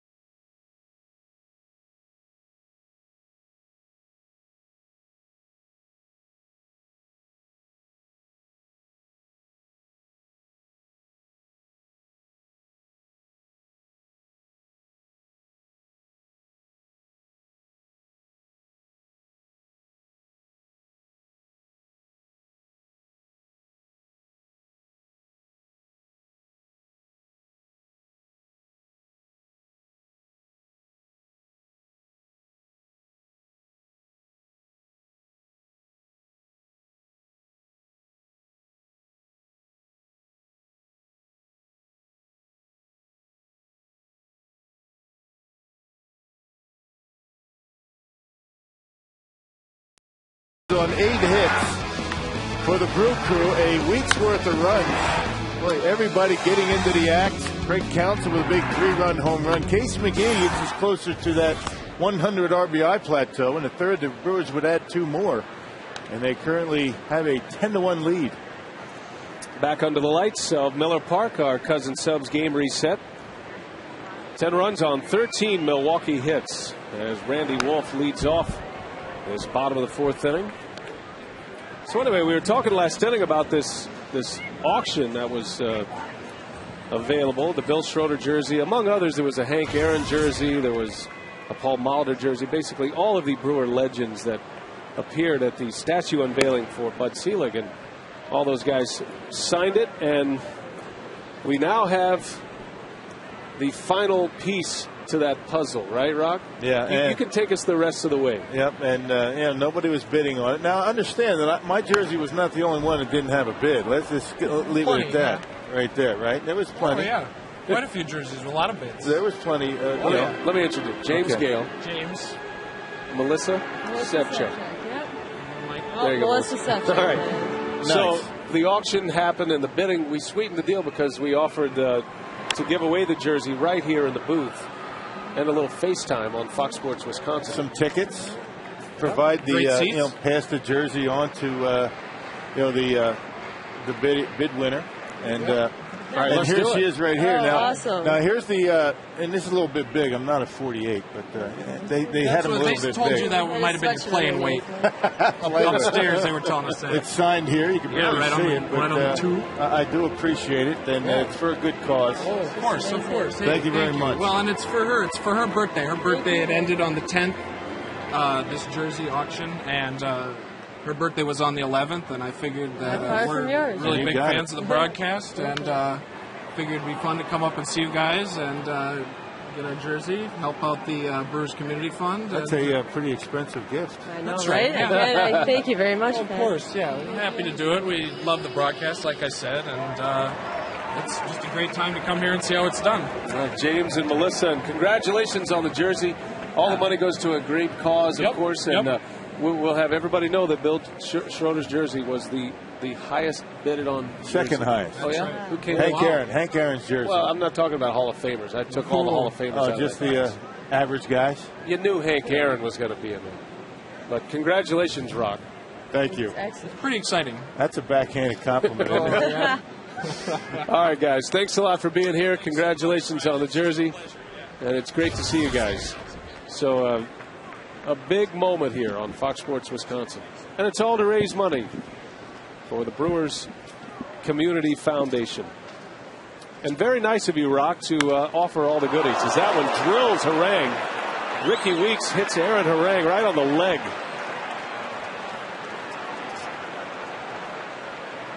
So Weeks is aboard again. That is his 3rd hit. He's been on all 4 times at the plate.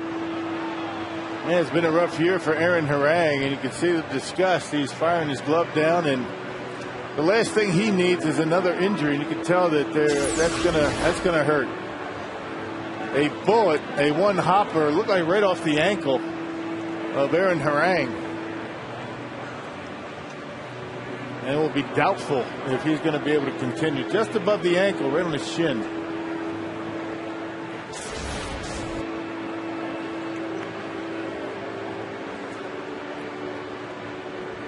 Well, remember Johnny Cueto, it was a short start for him. And Harang is on his way to the clubhouse.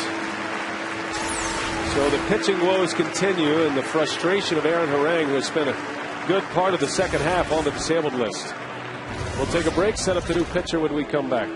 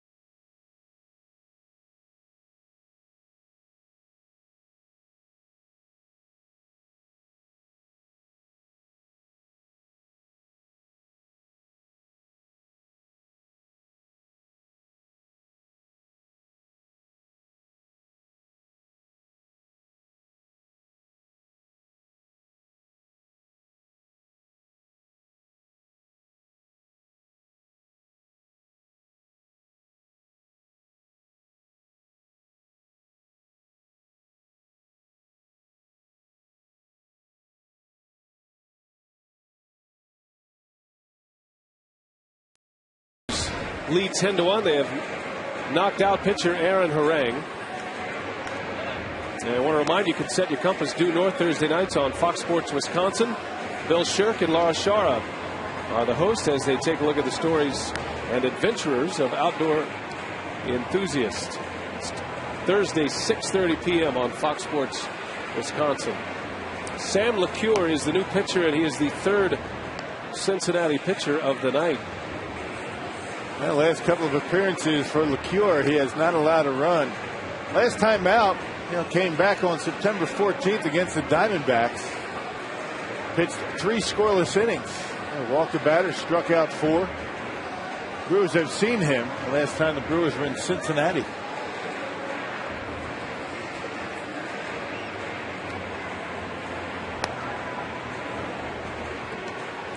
Got a double switch for Dusty Baker. As LeCourt, he'll get all the time he needs here. And it looks like he's ready to go. So Juan Francisco, the new third baseman, and he will hit third in the 5th inning.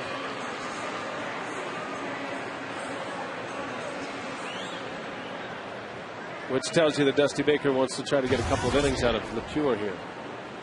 Also means he wants to try and give Scott Rowland a few innings off, as they go down the stretch with that comfortable lead in the Central Division.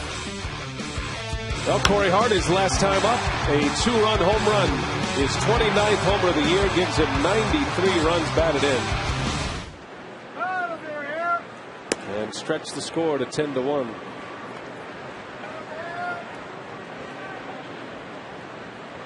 Hart's career high had been 2008. That was his All-Star year, his first All-Star year. And another All-Star year this season. And an outside chance at 100 if he can stay hot.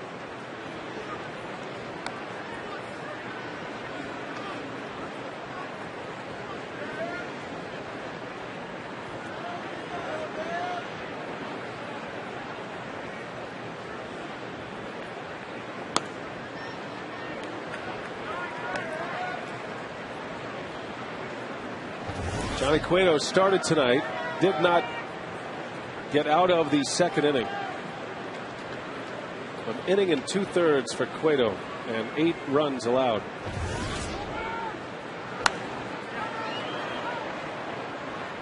And he had been throwing extremely well. His last 3 starts were very good. Talking about Cueto, just didn't have it tonight. Not sure it was concentration or what it may have been, but certainly that slider for Cueto just was not there, and it cost him tonight.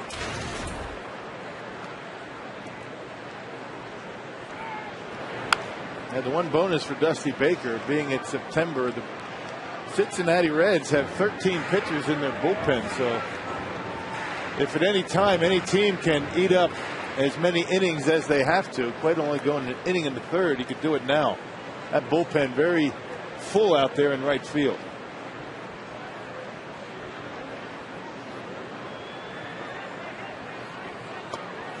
As Corey Hart draws the walk.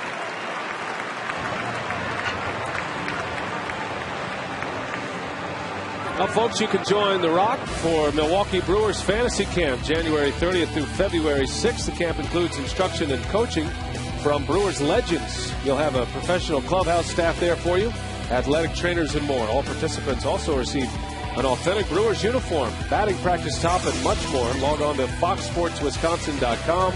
Click on the Brewers Fantasy Camp link featuring Bill's photo. For more information, go to foxsportswisconsin.com.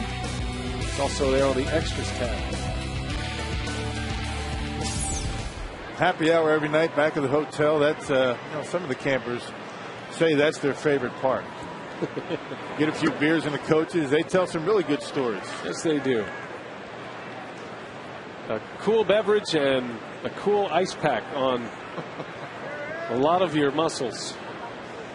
But it's a good hurt. Yeah, it is a good hurt. You've got to pace yourself. You'll feel things you haven't felt in a long time. I tell the guys and girls all the time that when they start out, pace yourself a little bit. It's a long week. You got guys going out there sliding head first day. They don't listen.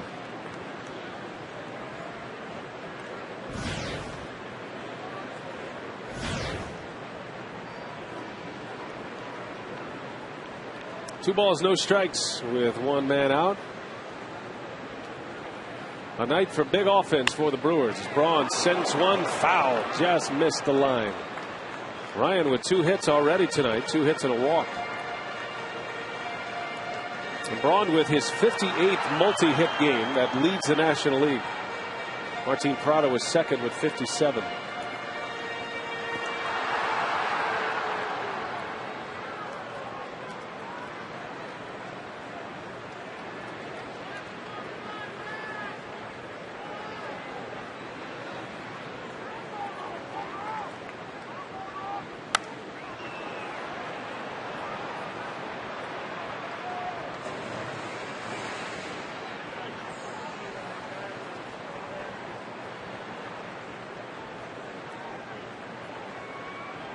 Braun hitting at .307 now, the updated batting average after his 2 hits tonight.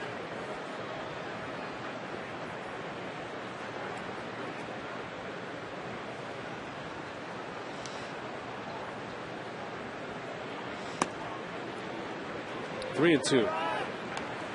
Well, I'm sure for Sam LeCure, he had to dial it up mentally a lot faster than he thought he would. You know, you get into a game and relievers know their roles, even this time of year. But as Aaron Harang is going along, you're not figuring you'd be in immediately. An injury happens. Harang leaves after he was hit by a line drive from Weeks, and all of a sudden that phone rings and it says, "You're in." That's the tough thing about being a relief pitcher. You never know. So LeCure strikes out. Ryan Braun, our AT&T trivia tonight, the 2 third basemen in MLB history to have won more Gold Gloves than Scott Rowland. Brooks Robbins has got to be on that list. There he is. And Mike Schmidt. What about Brooks? 16 Gold Gloves. He played 23 years. All with the Orioles. Scott Rowland has won 7 Gold Gloves.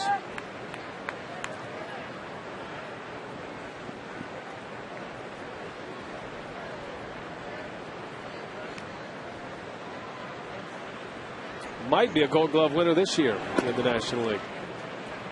It's been that kind of comeback season. Rowland was an all-star this year, and he certainly has put up the numbers offensively, and I'm not sure you'd find a better defensive third baseman in the league than Scott Rowland, but you never know how they'll vote on it.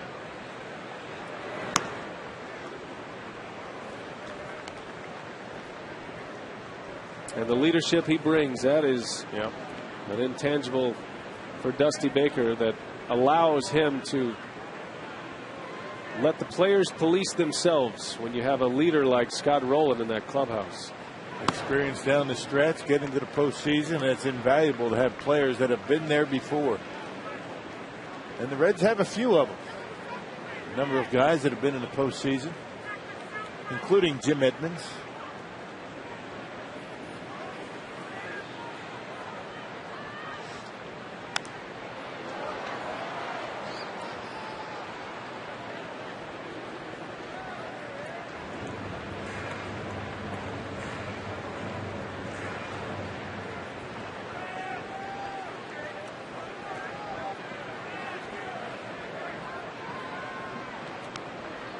Full count, 2 outs. The runners will start with a pitch. Fielder takes ball 4. Relentless in his patience, if there is such a thing for Prince Fielder. He will not go out of the strike zone, which is why he is leading the league in walks this year. If they're not going to throw you strikes, don't swing. You're not doing anybody any favors swinging the pitches out of the strike zone. Chances are you're not going to get hits on pitches out of the zone. And Prince Fielder has been very patient. There have been some stretches where he's expanded his strike zone, and I think that coincided with the time where Casey McGee wasn't swinging the bat all that well. And once Casey started to dial in again, Prince saying, if you're not going to throw me strikes, I'll let Casey drive him in.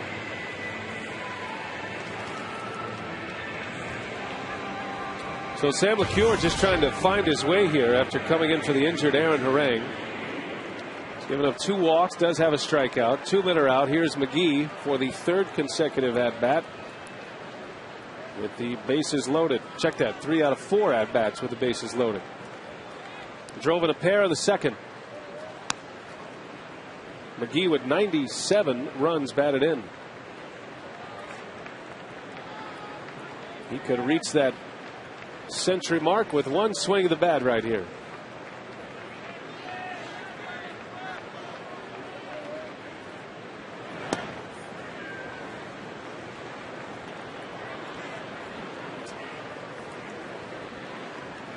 Ricky Weeks over at third, reached on an infield hit.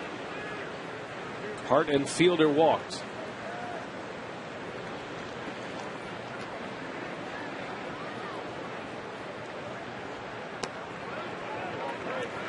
Two and one to count. You start pressing when you approach a milestone. I mean, this is a game infatuated with round numbers. Yeah. There's a big difference between 99 and 100. Right. A big time, guys. Think about it. Gets in your head. You feel as though you need to do it right away. And the longer you go without inching closer, you start pressing a bit. Absolutely. Well, a guy drives at 81 runs one year. He drives at 82 the next. You don't think much about it. But 99 and 100, right? It's a lot like what Prince Fielder had last year with his batting average. With 299, he was percentage points away from hitting 300. He was one more hit away from hitting 300.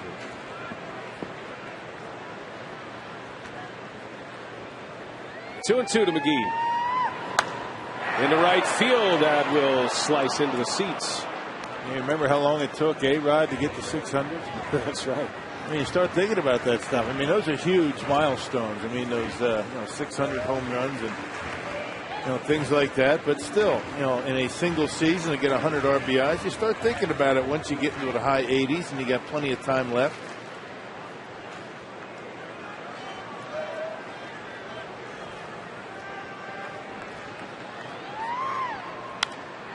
McGee into left center field. That is pretty well hit. Got a chance.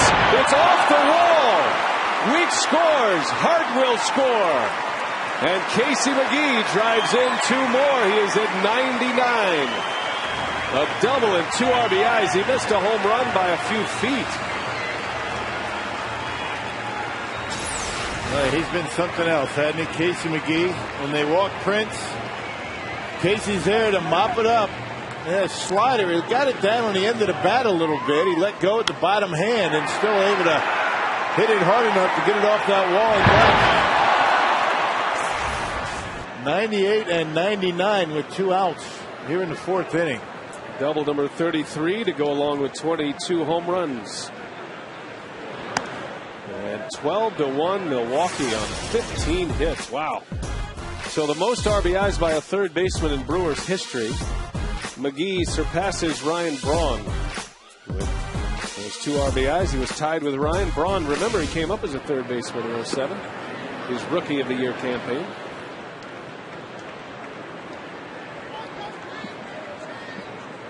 That's a big season, 100 RBIs. That is a big year. And what a surprise, the way he started. There are only 4 players in the National League with 100 RBIs at this point, as Phillips makes a great play to retire Counsell. So the inning is over. 2 more runs are in, and McGee drives them both in. 99 RBIs from the hot corner this year.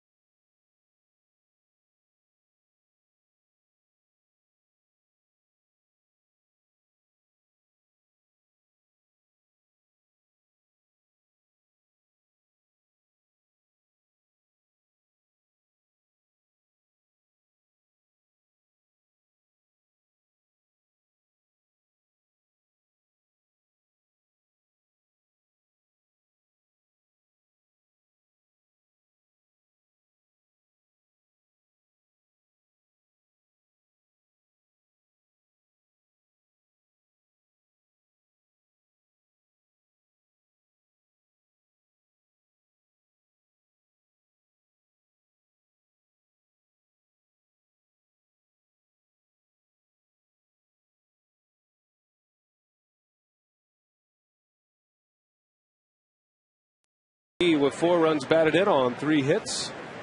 Had a 2-run homer from Corey Hart. The Brewers scored 8 runs in the second, and it was capped off by a 3-run home run by Craig Counsell. It's been some kind of night. Randy Wolf, the benefactor of all of this offense. And while the Brewers are unloading on Reds pitching, Randy Wolf has managed to retire the last 10 Cincinnati Reds.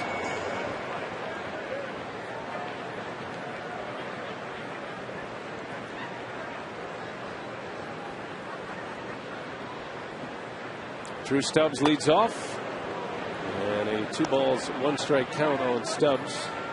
Cincinnati's elimination number is at 4.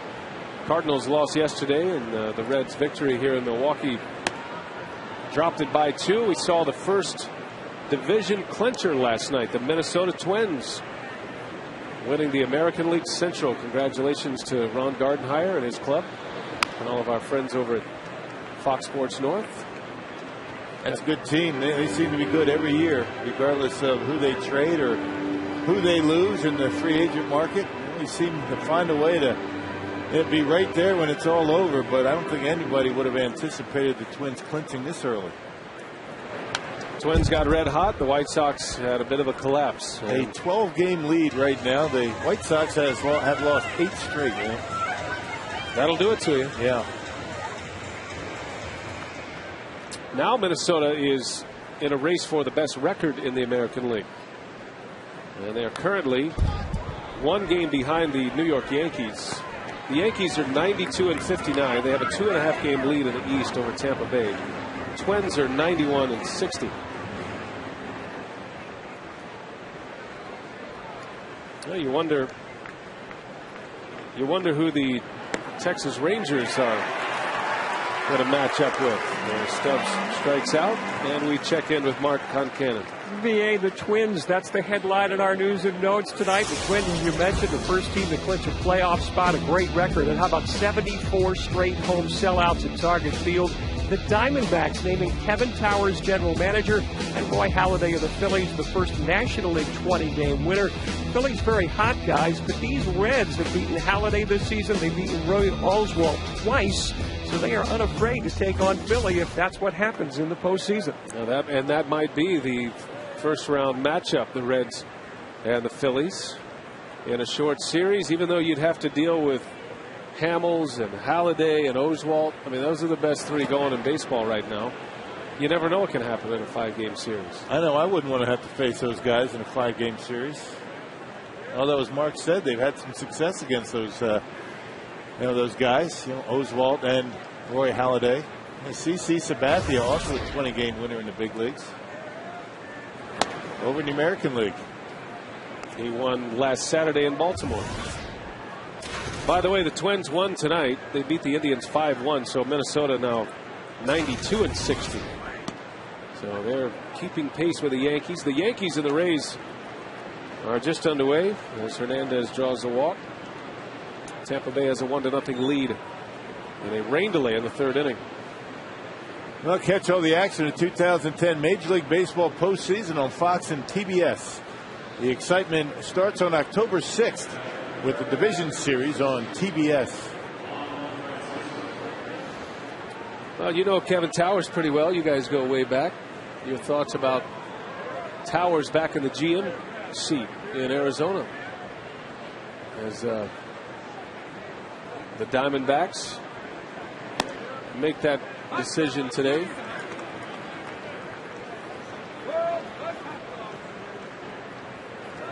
Have you spoken to Kevin Towers today? I have not. I know Kevin Towers pretty well, but we are not. No, we don't exchange text messages or emails on a regular basis. You're not BFFs? No. Every time we played San Diego, we'd have a nice chat. We went on a cruise together. Back in the old days. No comment on that. I'm waiting for the rest of the story, as Paul Harvey would say. We had a couple of good laughs, actually. So I'm asking you, what do you think about Kevin Towers as the new general manager? And you're telling me about a cruise you went on with him. He's a good general manager. It doesn't matter what I think.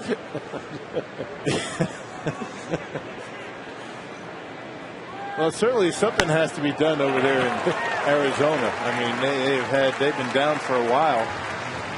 You know, revolving door with managers, and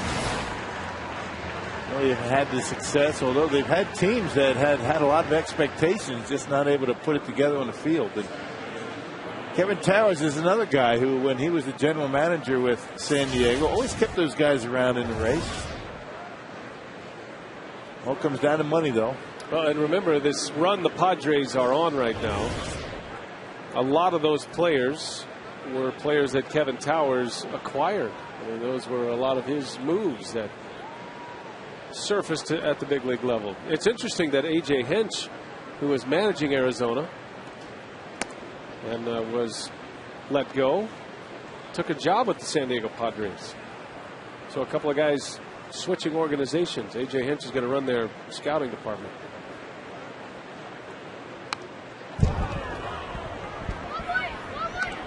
Chris Valleca batting for Brandon Phillips. But yes, I'm a big fan of Kevin Towers.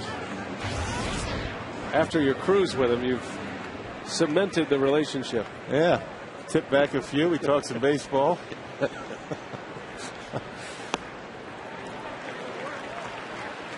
I'll never forget a spring training game. My only Kevin Towers story could have been tragic, actually. I was sitting down in the stands, and he was about 6 or 7 seats to my left, and a foul ball went through the net and hit him right in the face, right in the nose.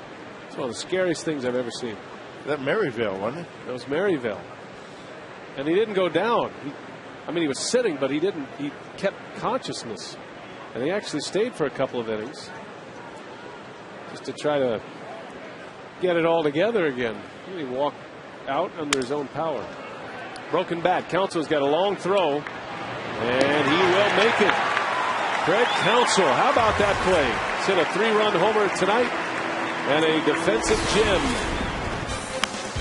Lorenzo Cain, he's ready to hit. 3 hits already tonight. He'll lead off when we come back.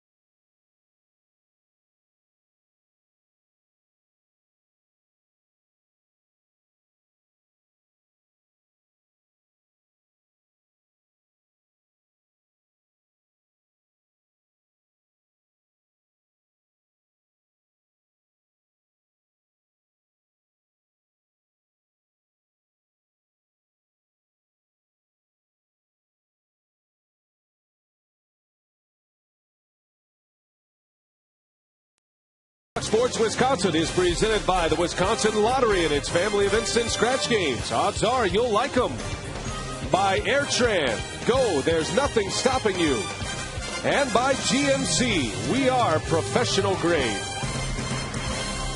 And tonight's Tavern of the Game winner is Pumple's Old Tavern Inn in New Glarus, Wisconsin. If they call the Brewers in the next 24 hours, as Lorenzo Cain gets hit number 4, they get 40 Miller Lite beer pen tickets to a April and May Brewers home game for next year. This tavern is courtesy Tavern League of Wisconsin and Miller Lite. So Lorenzo Cain with a career high 4 hits. It had been 3. He's 4 for 4 tonight. That center field job has become quite entertaining here with Carlos Gomez and Lorenzo Cain. Each, when they get a chance, they've come up big. Cain with 4 hits tonight, 2 doubles, 2 singles. Reds made a number of changes defensively. Starting to feel like a spring training game as a backhanded flip not in time. That was some kind of play though by Chris Valaika. It was a good try. He almost got it out. That'll be a base hit for George. There's no chance of getting Kataris at first. Really no chance to get Lorenzo Cain at second base. Nice try though. That'll be a hit. Brewers with 17 hits. 17 hits. And we're in the 5th inning. It's like a fair catch. Paul Janisch is the new shortstop. Didn't even have a chance to set him up. So Valaika stays in to play second. Janisch is at short. Corky Miller, the new catcher.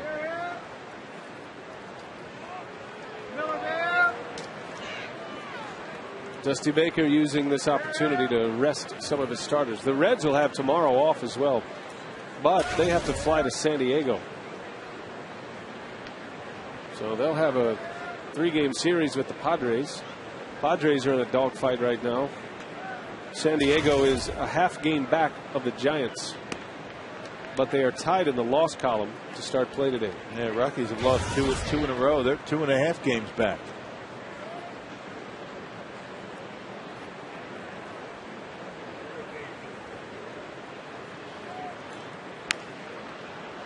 The Cubs lead the Giants tonight 2-0. Game's in the 8th inning. Randy Wells pitching a gem. Fukudome has a home run for Chicago.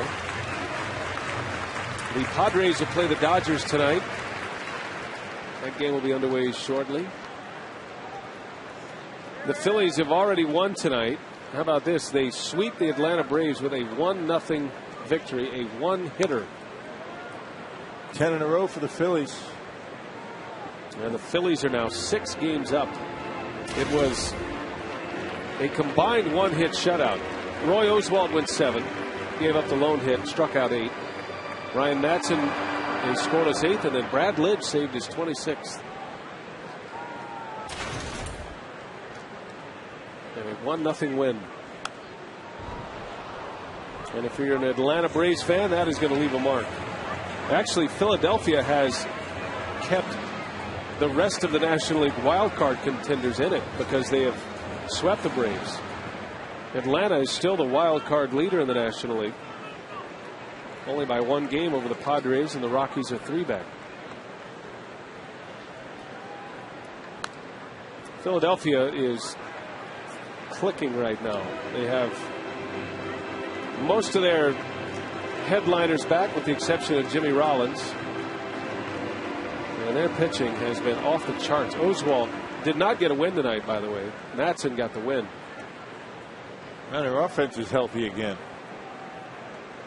They're getting healthy, and they've got that pitching going for them. Randy Wolf, this is a little flare. It's going to fall. Cain will stop at third as Randy Wolf, the Brewers pitcher, comes up with a multi-hit game. He's 2 for 4. Everything that the Brewers put the bat on seems to be falling in tonight. Even when they don't hit the ball all that well, they're finding a hole, whether it be infield hits, little jam shots over the infield like this one. That kind of a night for the Brewer offense. 18 hits. And this is the 5th consecutive inning that the Brewers have had the bases loaded at some point in the inning. How about that? Every inning they've had the bases full. Ricky Weeks, what a night he's had. 3 hits, a walk at the plate, presented by Wendy's. Yep, 5 at bats now in 5 innings.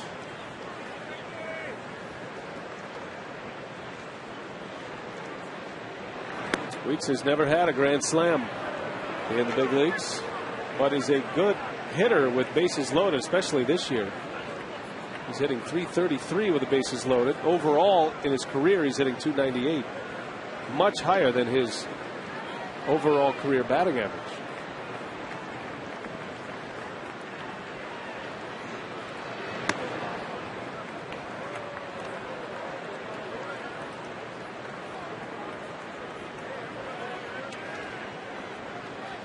Sam LeCure came in for Aaron Harang. Weeks knocked Harang out of the game with a hot shot back up the middle last inning. And down he goes on strikes. So Weeks is rung up. The first out of the inning.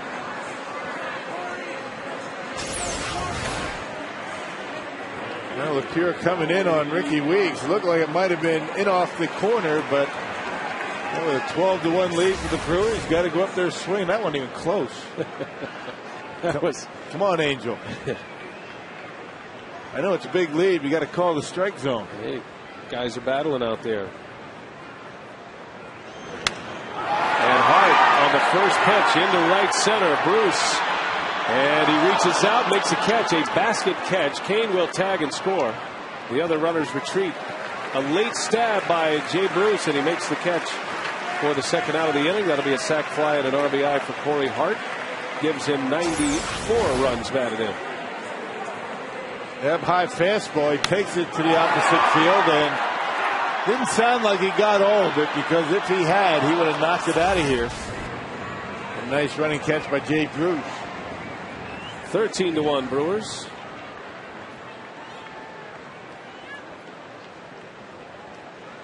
So the two guys who are pushing 100 RBIs, Hart and McGee, are having big nights at the plate.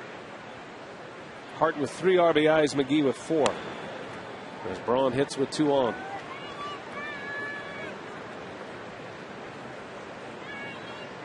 Pittsburgh beat the Cardinals again tonight.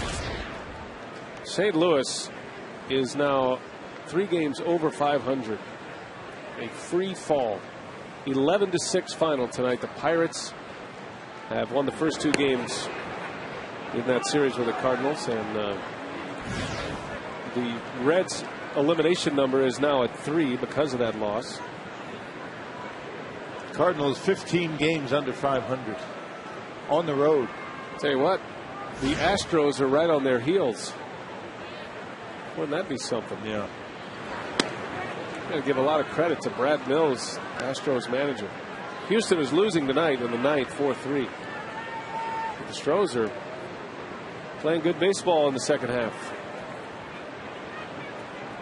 Gives them something to think about for the offseason moving into next year. A lot of guys trying to play for jobs for next year.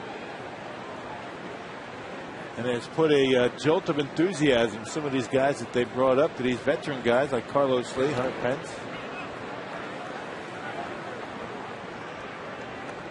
Brett Myers having a nice year on the mound for the Astros. He's got a nice, impressive string of starts with 6 or more innings.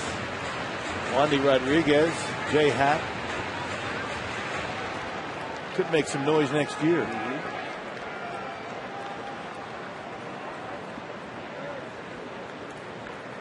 2 balls, 2 strikes on Braun.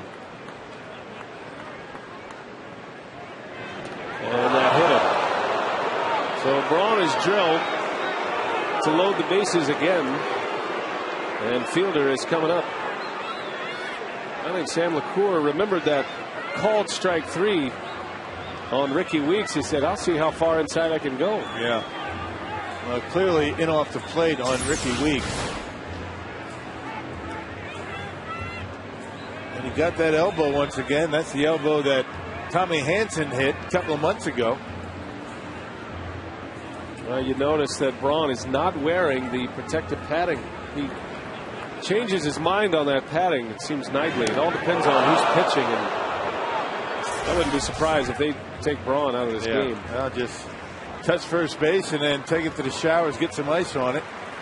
That was 88 miles an hour. The one that Tommy Hanson got him with was mid-90s. That's probably going to put Braun on the shelf for a couple of days, you would imagine.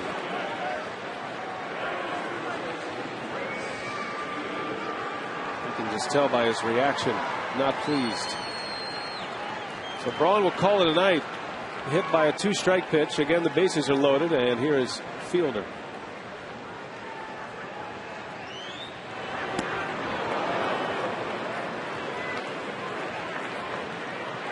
Gomez running for Braun, and he'll stay in the game to play left. I guess you could move Kane to left field.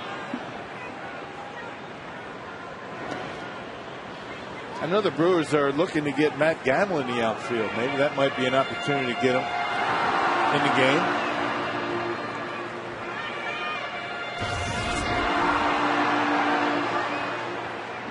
Perhaps tomorrow. Maybe tomorrow.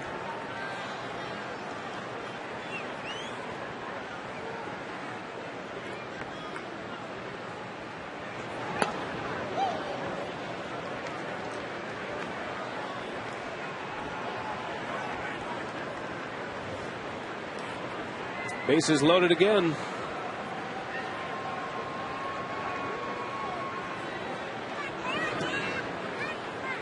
And it's 3-1.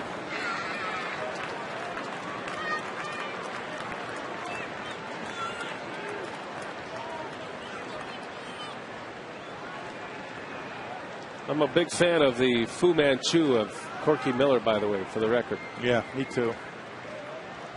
Some good growth. Fielder pops it up. Francisco makes a catch, and the inning is over. Brewers strand the bases loaded, but score a run. It's 13-1.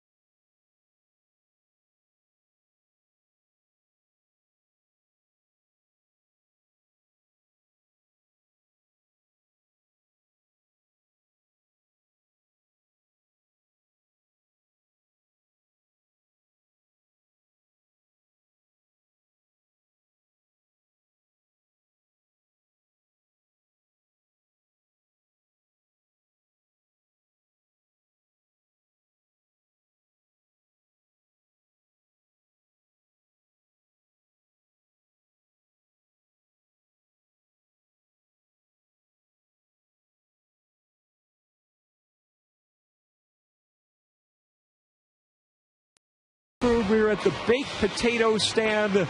Yeah, ladle that cheese on. It's the Dairy State. I'm told that sales are very brisk on a very brisk evening, guys. Man, that looked pretty good right there. Mark's up there crushing the spread. A lot of changes here. The Brewers all over the Cincinnati Reds here tonight. 13 runs for Milwaukee. They lead 13-1. The Reds actually had a lead in this game in the first inning. And this is the part of the broadcast where we play Follow the Director, Michael Odino. Kind of like a spring training broadcast. So there is Casey McGee at first base with a graphic. I think that's it. Just one shot and one graphic. Come on, Dino. There's Carlos Gomez. Here we go. In left field. He won't miss a pitch either. Giannis sends one down the line. Gomez comes up with it, and Giannis is into second base. So more hits. Paul Giannis with a double. His first at bat. Matt Gamble is the new third baseman. You got McGee at first, Gomez at left, Gamble at third. Craig Counsell at second now. He moved from short to second to make room for the new shortstop, Luis Cruz. And Cruz getting his first playing time for the Brew Crew. A slick fielding defender. Had a good year down in AAA this year. You got all that, Rock? I do. I have it. I don't need the note. I'm set. Fielder's out. Weeks is out. McGee is out. Braun hit by a pitch. Taken out after his at bat. McGee's at first. I'm sorry. McGee's at first. You got it? McGee is off his. You need the note again? His position. His original position, I mean. I knew what you meant. It's easy from over there in your seat, isn't it? Got a lot going on. Yeah. There's a strike call as Jay Bruce is rung up. This is the co-pilot seat. Here, read that. You know? Hey, reminder to stay tuned for tonight's Brewers Live post-game show, and you can watch your Brewers' favorite replay moment voted on by you, the fans. The winning play, Escobar's catch in the outfield, then turned to throw to first for a double play. Don't let that sound effect break your rhythm. It kind of startled me a bit. Kind of comes in there late. It's a sneaky that way.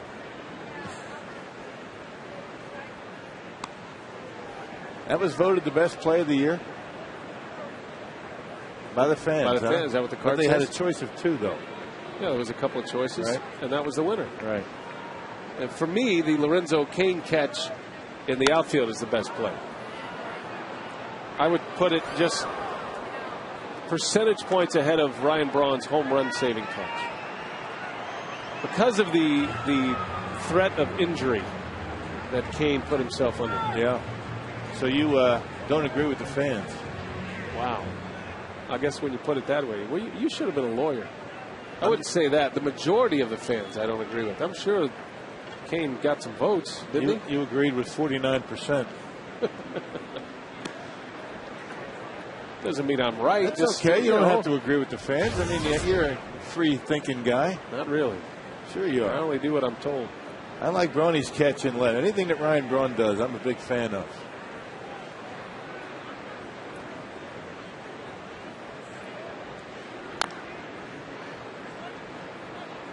I think people at home would be shocked to realize how little we have to do with any particular broadcast. Right. We pretty much follow the leader. We follow the leader. Tonight the leader is Michael Vetter. Talents in the truck. We talk about what we see. And we're going to be taking you behind the scenes Friday. That'll be a fun broadcast. Get to introduce you to some of the folks who bring you the sights and sounds of Brewers baseball.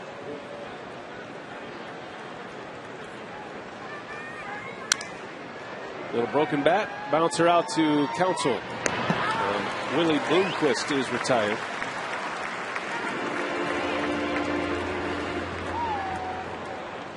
Got our big crew party tomorrow night, Rock. Make sure you. I'll be there. Make sure you pick up the tab. Out Again? there tomorrow. Again? That's kind of your thing. I just want to remind you. Again? Okay. Get into that per diem a little bit. Or a lot of it. Knowing our crew.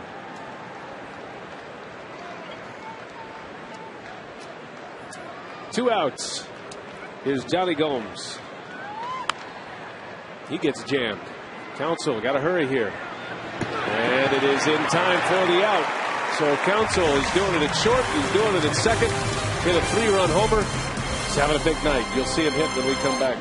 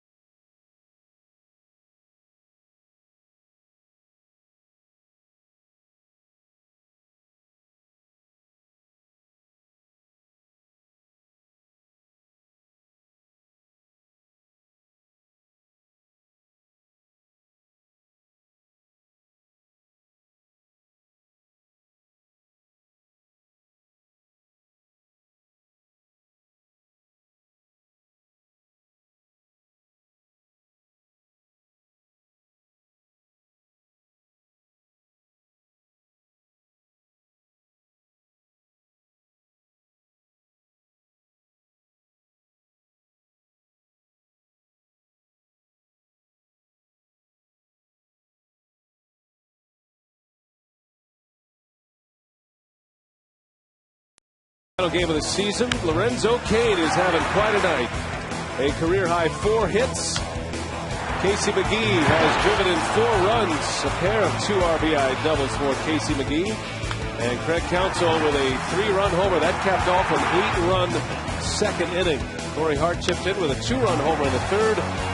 29 homers for Hart, 93 runs batted in. And in the middle of all of that offense, Randy Wolf has been outstanding. Yeah, he's been something else. His last 11 starts, including tonight, have been very, very good. A good turnaround for Wolfie. Very inconsistent in the first half, but his second half numbers have been great. Jared Burton will pitch for Cincinnati, a new left fielder as well. Chris Heisey enters the game. Willie Bloomquist will stay and play right field. This is even more like a spring training game than a spring training game. See the defensive changes. They're on it down there in the truck. Nothing gets past them. Now, Burton was on the disabled list for quite some time. Spent most of his season down in the minor leagues. As you saw, not many appearances so far with Cincinnati. Spent most of the year last year in the big leagues.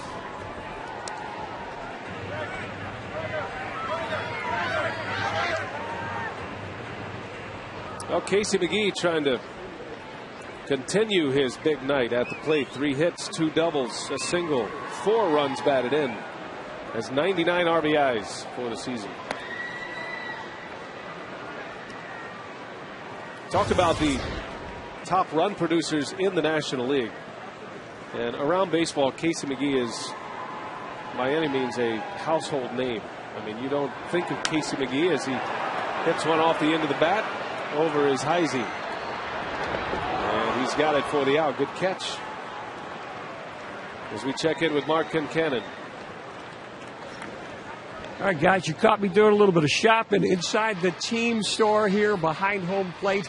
Team store people telling me the hottest sellers on a cool night tonight. We have Brewers fleece throws and the Brewers jackets, many different varieties. Only 94 shopping days until Christmas, guys. Some stocking stuffers, maybe?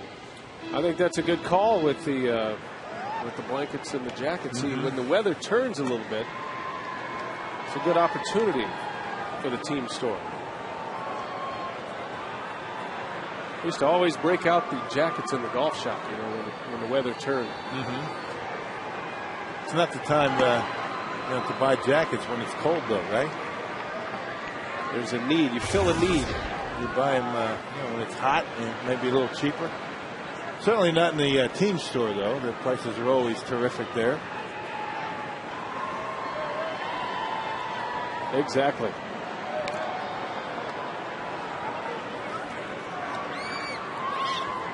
So anyway, there are 4 players that have driven in 100 runs in the National League. Pujols has 109. Carlos Gonzalez, Joey Votto, and Ryan Howard.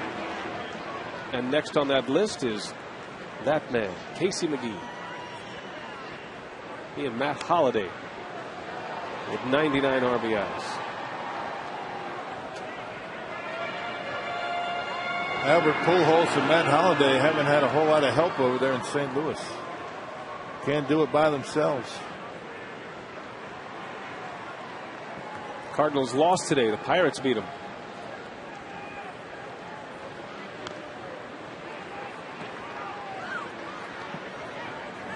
It's possible the Reds could clinch the division title in San Diego this weekend. Their elimination number down to 3.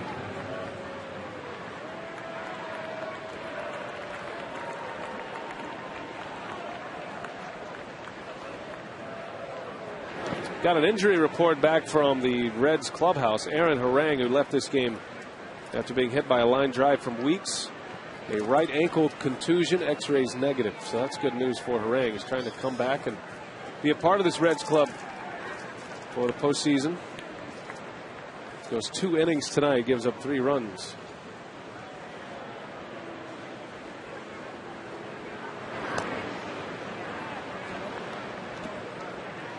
I hope Harang gets back. He's the guy that Certainly deserves the opportunity in a postseason. I'll never forget that game he pitched against the Brewers. A couple of years ago, he went 10 innings. Didn't get the win, but you talk about a horse, Aaron Harang. Yeah. That guy would take you deep every night. I mean, he was consistently 7, 8, 9 innings. A lot of innings throughout the course of the season, well over 200. Yeah, and a team that really didn't have a whole lot of pitching. And every fifth day, Aaron Harang would run out there and give you a good start. Council lifts one to the opposite field. And Chris Heisey will make the catch for out number 2. Ho-Chunk Gaming text question. Alex in Milwaukee wants to know, what does the SD patch on the home plate umpire's sleeve indicate? That's in honor of Satch Davidson, a longtime umpire, and he was a National League umpire back in the day. Passed away at 75. Actually, Satch Davidson was the home plate umpire for 2 big moments, historical moments. He was behind the plate for Hank Aaron's 715th home run, the one that passed Babe Ruth.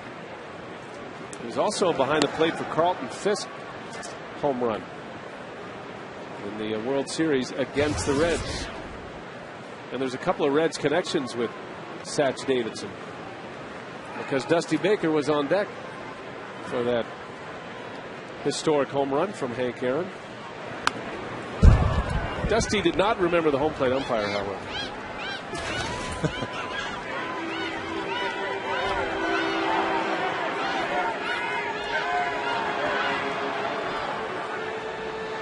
He's the perfect kind of umpire, Satch Davidson. He was an umpire during the baseball season. He was a police officer in the offseason. Back in the days when everybody had to work 12 months out of the year, right? Even the players. Yep. Kane gets a close shave from Jared Burton.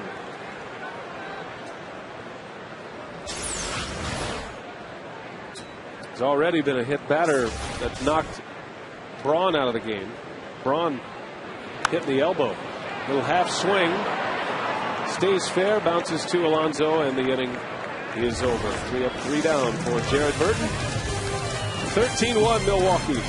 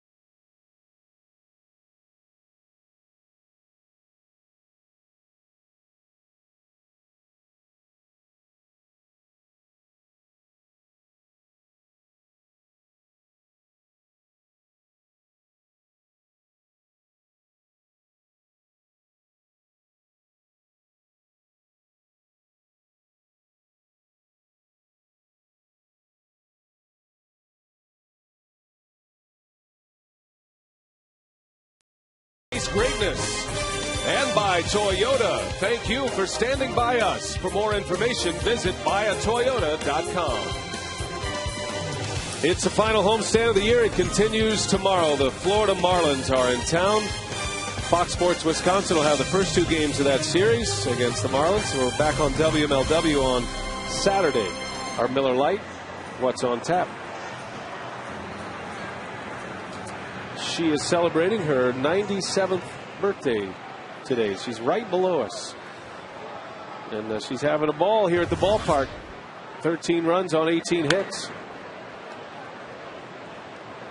Randy Wolf is out of this game, Rock. 6 innings and just 1 earned run allowed. He continues to pitch well. Gives way to Zach Braddock. Another quality start for Randy Wolf. I mean, that's 11 starts now for Wolfie where he's been very good. 11 in a row. And Zach Braddock takes over in the 7th inning. That 42nd appearance for Wolf. And a .319 earned run average. Impressive for Zach is he's only allowed the 1 home run this year.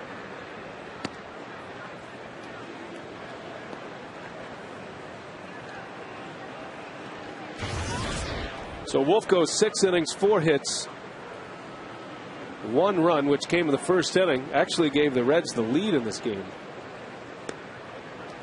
2 walks, 7 strikeouts as Braddock makes quick work of Alonso.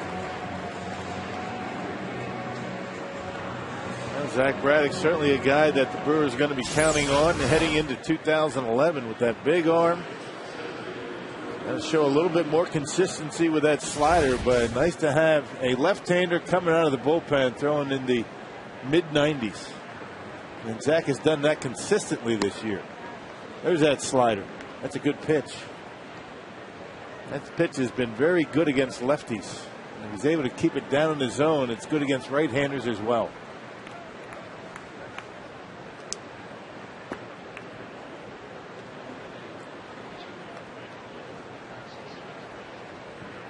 Drew Stubbs 0 for 2, a couple of strikeouts. He belted his 20th home run of the season on Monday night here. Opposite field home run. Right out there to what is now known as the Craig Counsell Pavilion. As Luis Cruz gets his first chance. 2 outs. Randy Wolf, after a complete game shutout against the San Francisco Giants, he backs it up with 6 innings, only 1 run tonight. They have 4 hits, 3 of them coming in first inning. That was really the only inning where he was in trouble.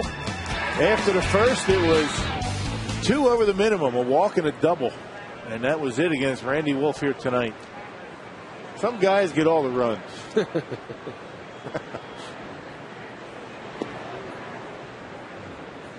Brewers had a hard time scoring runs first 2 games of the series.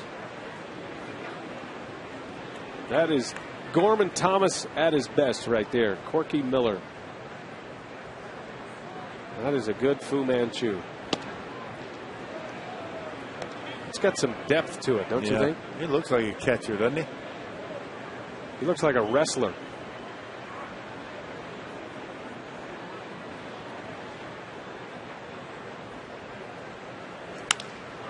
And he lines one to left. That is a base hit. That'll go to the wall. And Miller on his way to second base. He does not look like a sprinter, however. It's good enough for a double in the 7th. Say fans, a reminder, you can buy your tickets now for Brewers on Deck 2011. It'll happen Sunday, January 30th at the Frontier Airlines Center.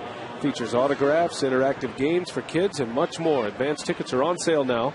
Plus, if you purchase by October 3rd, you get a ticket voucher for a select Brewers home game next April. Call 414-902-4000 or visit foxsportswisconsin.com. Go to the Brewers Extra tab and save on your advance tickets.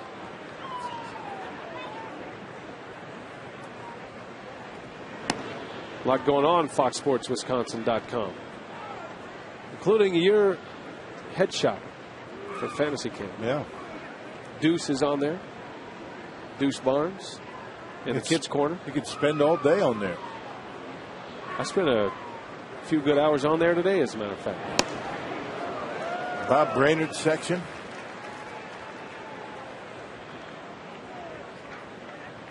They post the interviews after the game. There's Bob, hard at work. You know, they do the press conference afterwards, post-game sound, as we call it. It's always there for you.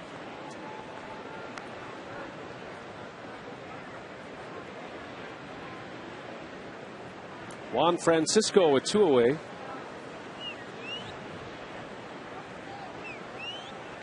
And Braddock with a runner at second.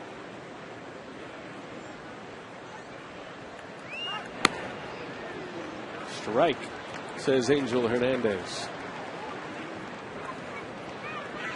Trevor Hoffman. Haven't seen much of Trevor since save number 600.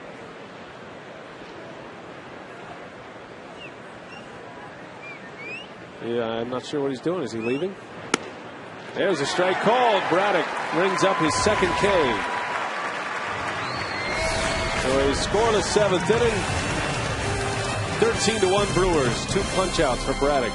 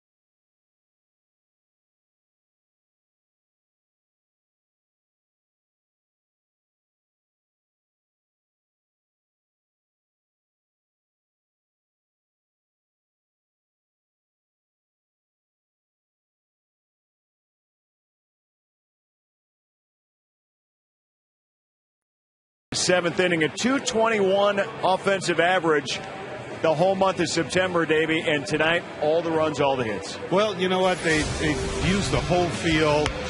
You know, they were bound to break out of it, and the thing that I'm enjoying is seeing how everybody's getting in on the action. Yeah, indeed, and the hits keep on coming. Hopefully that'll carry on. Guys have gotten out of slumps, that's for sure. Numbers have been produced. Guys have, like Corey Hart, career highs in RBI. That's right, and getting closer to those 100 RBIs, all 3 of them. Yeah, we talked about that off the top of the telecast as well. All right, now let's move ahead because we're going to have full post-game coverage. We're looking forward to that. We're also going to have Rick Peterson on as part of our instructional. What's he going to be talking to you guys about? Well, actually, we get a lot of text questions about what does he talk to the pitchers about when he's come out there, and then he's going to probably try to do some type of instructional. So he's going to talk about what they talk about on the mound, which is that's inside information. Well, that's right, but I'm sure you won't give it all away. Okay, very good. Looking forward to everything coming up in just a bit, Brian. All right, thanks a lot, Craig and Davey. I'm sure Rick Peterson would love to talk about some of the pitching tonight. I mean, he might want to talk about some of the offense, and he's going to love to talk about Dave Bush getting a pinch hit appearance. Yeah. Wow. In September, nonetheless. It might have been a, who wants to hit question. He's got a lot of his backups in the game already. Now you got Escobar left, Jonathan Lucroy, and from the left side, Inglet and Dickerson. Got to save him, though. Dickerson, I don't think, is available tonight. Yeah, he injured himself last night. You're not going to use Jonathan because he's the only other catcher. So why not let Bushy get a base hit here? Couldn't agree more. 13 runs on 18 Brewers hits. As Bush strikes out. 2 outs in the inning. And we send it down to Mark Concannon. What's going on, Mark? Yeah, with the birthday girl, Marian Kajowski, 97 years young. Marian, you've been going to Brewer games for a long time. When was your first Brewer game? The old Brewers at Orchard Field on 6th and Chambers. That was back in the 30s? I think it was in the 30s. And you still come to quite a few Brewer games every year here at Miller Park, right? Yep, that's right. Mostly day games, though, right? Yeah, well, this year, before I went to all the games, night and day. No kidding. 20 games a year. Well, the Brewers are putting on quite a show on your birthday here. Yeah, they are. Thank goodness. For a while, guys, it looked like the Brewers are going to score 97 runs in this one. BA, back to you. All right, thanks, Sly. Great to have her here. Happy birthday, 97 years young. That's great. Way to go, Mark.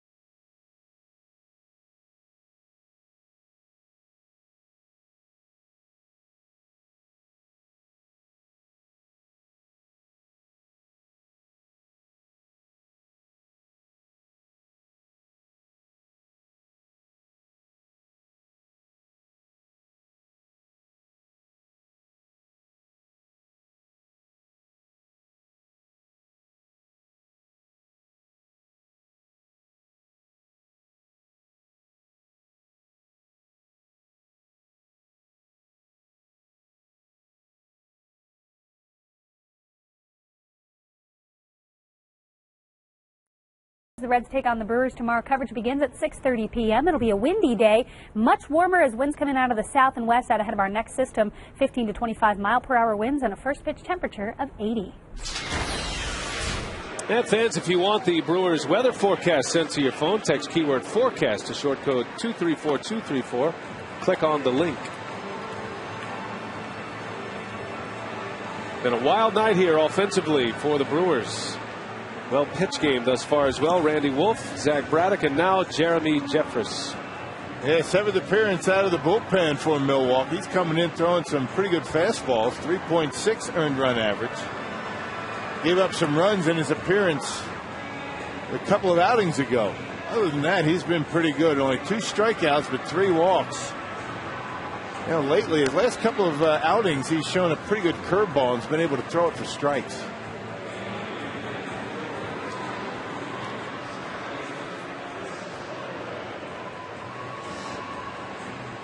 (13-1) Milwaukee. They've out-hit the Reds 18-5.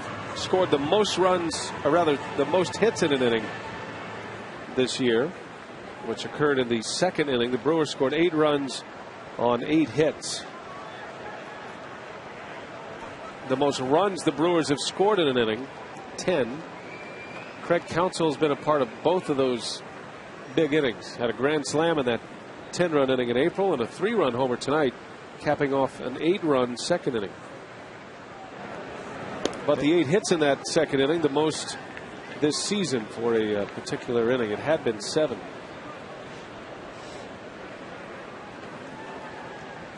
Chris Valleca, the batter for the Reds. Many of the Reds starters are out of this game. Many of the Brewers starters are out of this game. Never thought you'd see a Dave Bush pinch hit at bat in September. Not with so many players available. You never know what you're going to see when you come to the ballpark, that's for sure. And especially the way this game has gone, and 10 runs in the first 3 innings against a pitcher for the Reds tonight that had been as good as anybody. I mean, these last 3 outings were very good. Talking about Johnny Cueto, he just didn't have it tonight. Cueto gave up 8 runs in an inning and 2/3.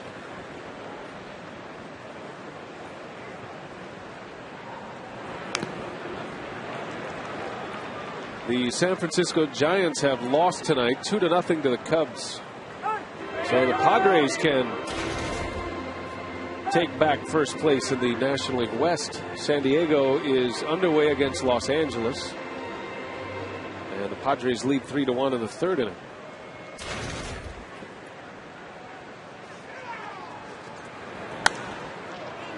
In the right, Corey Hart makes a catch. Nice catch. Playing hard even in a 13-1 game. Excellent play by Hart for the first out. Yep, got a good jump on that baseball and able to go down and haul it in right before it hit the grass. Corey Hart, Casey McGee still in the ball game. Ken Maka wants them to get as many at bats as possible to get those RBIs they're looking for. Both of them looking to get 100 RBIs. The only reason why they're still in the game tonight. Here's Paul Janisch. He doubled his last time up, which was his first at bat of the game.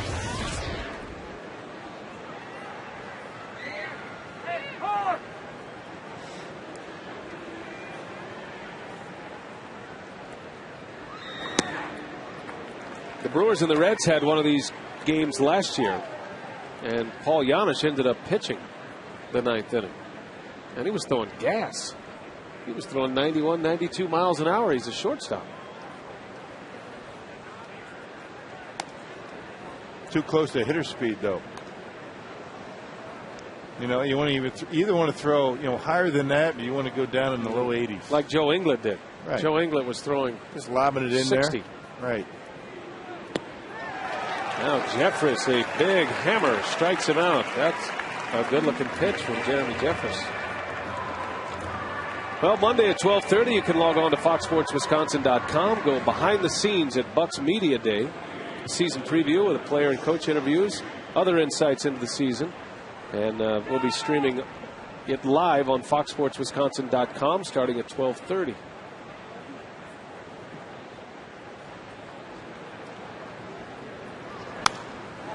Media Day. That's where you get the players out and you have them record some of the the commercials or the bits. And I remember a media day in the NBA with Kevin Willis, and we had queued up the teleprompter and we said, "All right, Kevin, just read this and we'll attach it to various commercials that will run throughout the season." How'd it go? He said, "Hi, I'm State Your Name." No way. That's a true story. No way. That is a true story. Come on now. Look, I'm not embellishing. He was standing right next to Tim Duncan when he said it. It's on tape. Wow. He was just trying to be funny. No, he was just reading. He was doing exactly what he was told. As Jeffress strikes out Heisey, impressive 8th inning for Jeremy Jeffress.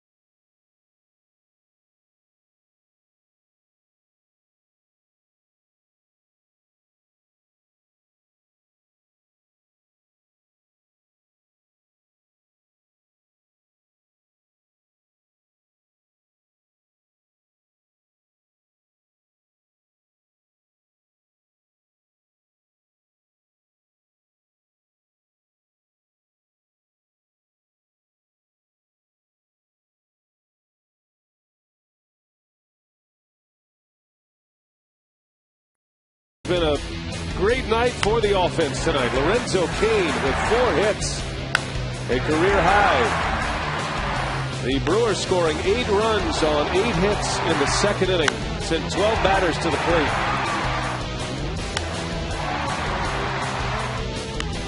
Casey McGee has 4 runs batted in tonight. And that 8-run inning was capped off by Craig Counsell's 3-run homer. By the way, Lorenzo Cain is 1 hit away from a Brewers franchise record by himself if he can get back to the plate. He has tied a Brewers franchise record for rookies with 4 hits in a game. As you see, Carlos Fisher on the pitch.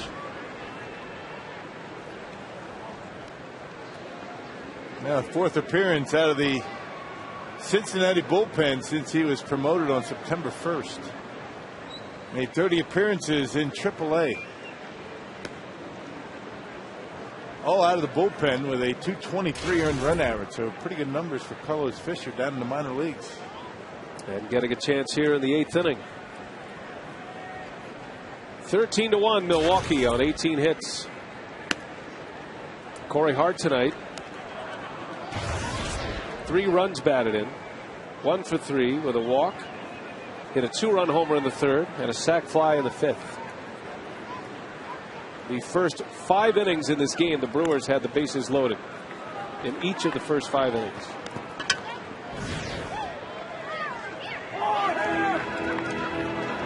Good way to send the Reds out of here. Cincinnati has dominated this season series this year. The Brewers have only won 1.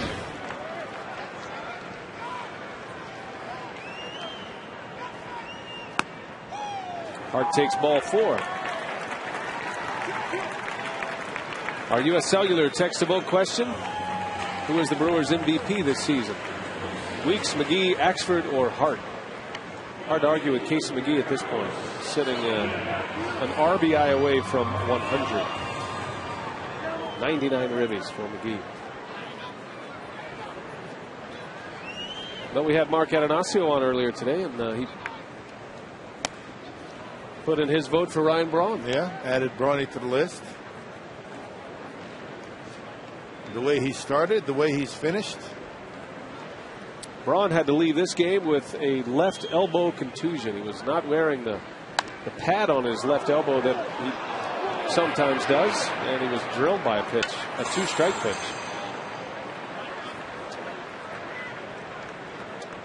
Well, we hope Ryan's going to be all right. That might be one of those injuries that sits him down for a couple of days. Well, you hope not. You can get him out of there right away, put some ice on it. He might be back in the lineup tomorrow. You know, Ryan wants to be in there. He's got some goals that he would like to achieve by the time the season ends.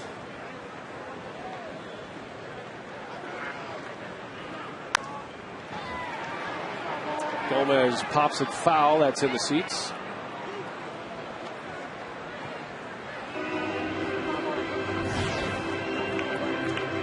I saw where Tyler Colvin was released from the hospital. He was sent home. That's good news. He was in a hospital in Miami after that bat stuck him in the chest. So it was a scary moment there for Tyler Colvin. And I'm glad he's okay. Yep.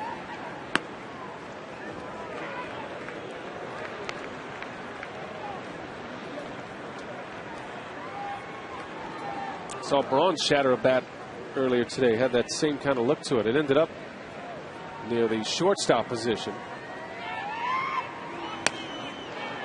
As Gomez strikes out and 1 away.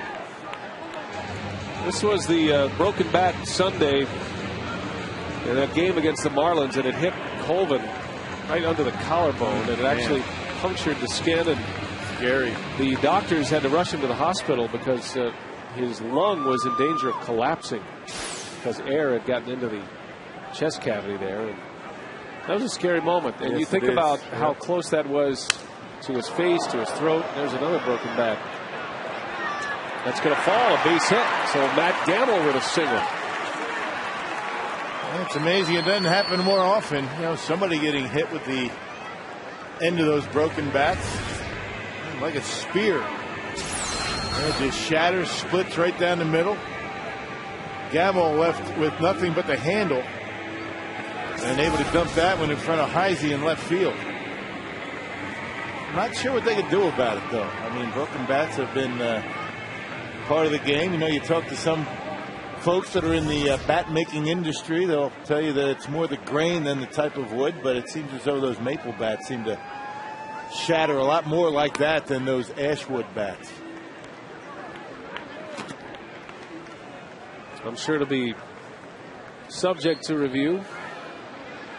You know, bats have always broken, and you know that's never going to change. But you know, those ash bats back in the old days, they'd break and but they never really would break in half. Kind of splinter. Very rarely would you have the handle of the bat in your hand and the rest of the bat flying off into the field of play, or even the stands. More importantly, that's the area where you really have some concern. The players are aware of it. That was a isolated instance for Tyler Colvin. He wasn't watching. He was watching the ball down the left field line.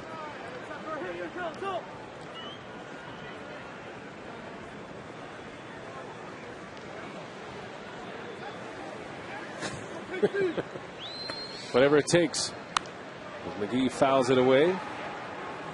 I believe Casey McGee uses an ash bat, doesn't he? Yes, he does. So that's an ash bat, unlike the maple bat that a lot of the players use, and the one that was shattered by. And maple bats have that black finish on them. Mm-hmm. 1-2 the count. And McGee into shallow right. And that ball is going to be caught in right field by Willie Bloomquist. Well, you got to love that effort. A diving catch in a 13-1 game. That could have been McGee's 100th RBI if that falls. Nice play. Yep. Well, got a good jump on it. Casey got jammed a bit by Carlos Fisher, and Bloomquist able to haul it in. Here's Counsell now.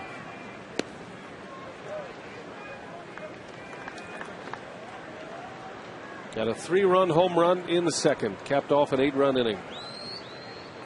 The second home run of the year.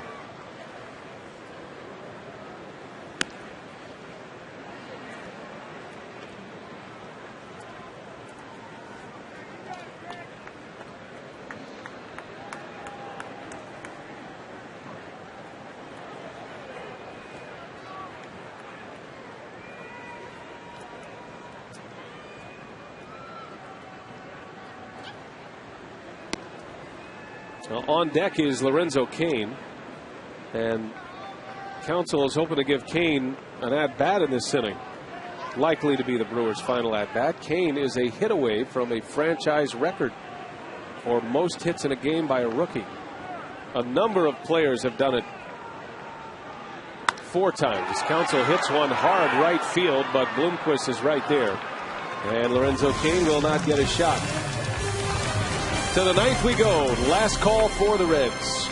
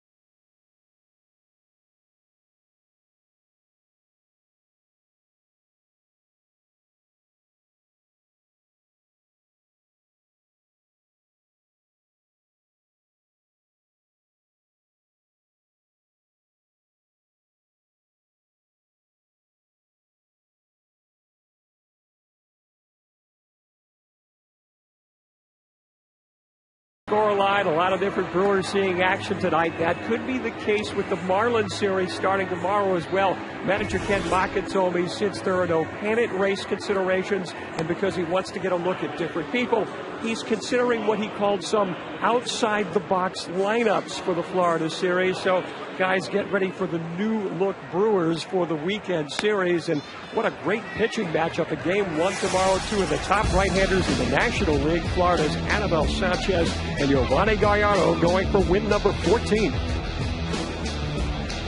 Yep, as Ken Maka tries to protect the field, to use a golf term, with his regular lineup, he's going to get a little creative next week. And I'm looking forward to seeing Mark Rogers pitch on Friday. It'll be his first Major League start, as you see Brandon Kinsler on the pitch for the Brewers in the ninth. And perhaps a look at some of the players that we haven't seen a whole lot of. You know, since the September call-ups, you might see a little bit more of Matt Gamble. Depending on the situation with Ryan Braun and that elbow, you might see Gamble. They might throw him in the outfield. He played some outfield down in the minor leagues. I think Dale Swaim's even campaigning to maybe get a start. He's in a deep conversation with the skipper out there. Talking hitting. Two guys who love to talk hitting. Lance Nix will pinch hit for the Reds. One of three former Brewers on this Reds ball club. Talking about staying back and the setup for somebody. I'm not sure who it is. Maybe Gomez. I'm not sure.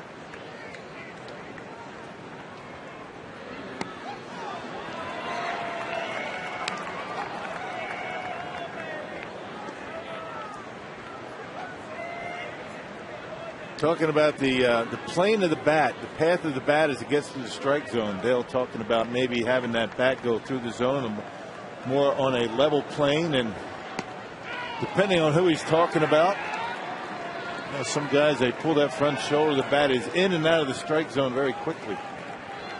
That's one of the best parts of the day for us, to go down for batting practice, and we always try to spend a little time with Dale Swaim, get to talk hitting a little bit.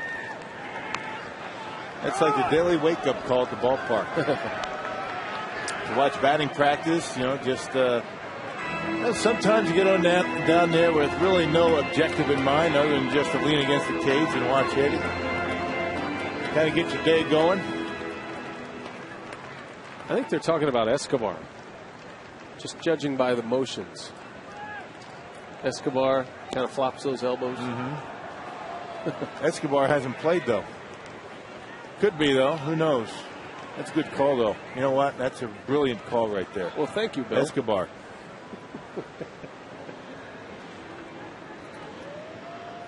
Very kind of you. They're talking about you, Alcides. Luis Cruz, man, he's got some great hands. How about that double play right there, folks? We saw that from Cruz this spring. He is a great shortstop. He's a magician with a glove. He really is. I mean, nobody on the Brewers, and I mean nobody on the current roster, has quicker hands and softer hands than Luis Cruz. Check this out. Look how quickly that ball's out of the glove and on its way to second base, and Craig Counts were able to turn it. Lance Nix not running all that well. That was right on cue. A perfect strike to Counsell, gave him a chance to turn that double play. Our Menards play of the game is Lorenzo Cain. 4 hits, a career high for Cain, and it ties a rookie record for the franchise. By the way, Nix has an ankle injury, so can't fault him for it. Yeah, that's why he's been in and out of the lineup. He hasn't played much.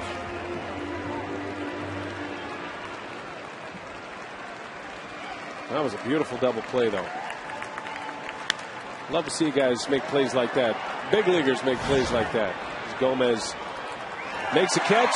That's the ball game. The Brewers win. They salvage one from the Cincinnati Reds.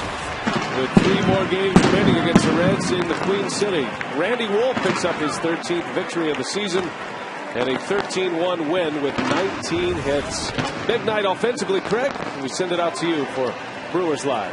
Well, thanks a lot, Brian. We've all been waiting for this night, especially here in the month of September, and it finally arrived. So we'll head down to the dugout. Mark and Cannon Standing by to talk to the Milwaukee Brewers. We're here from Ken Maka. Our instructional features Rick Peterson on the mound, the pitching coach.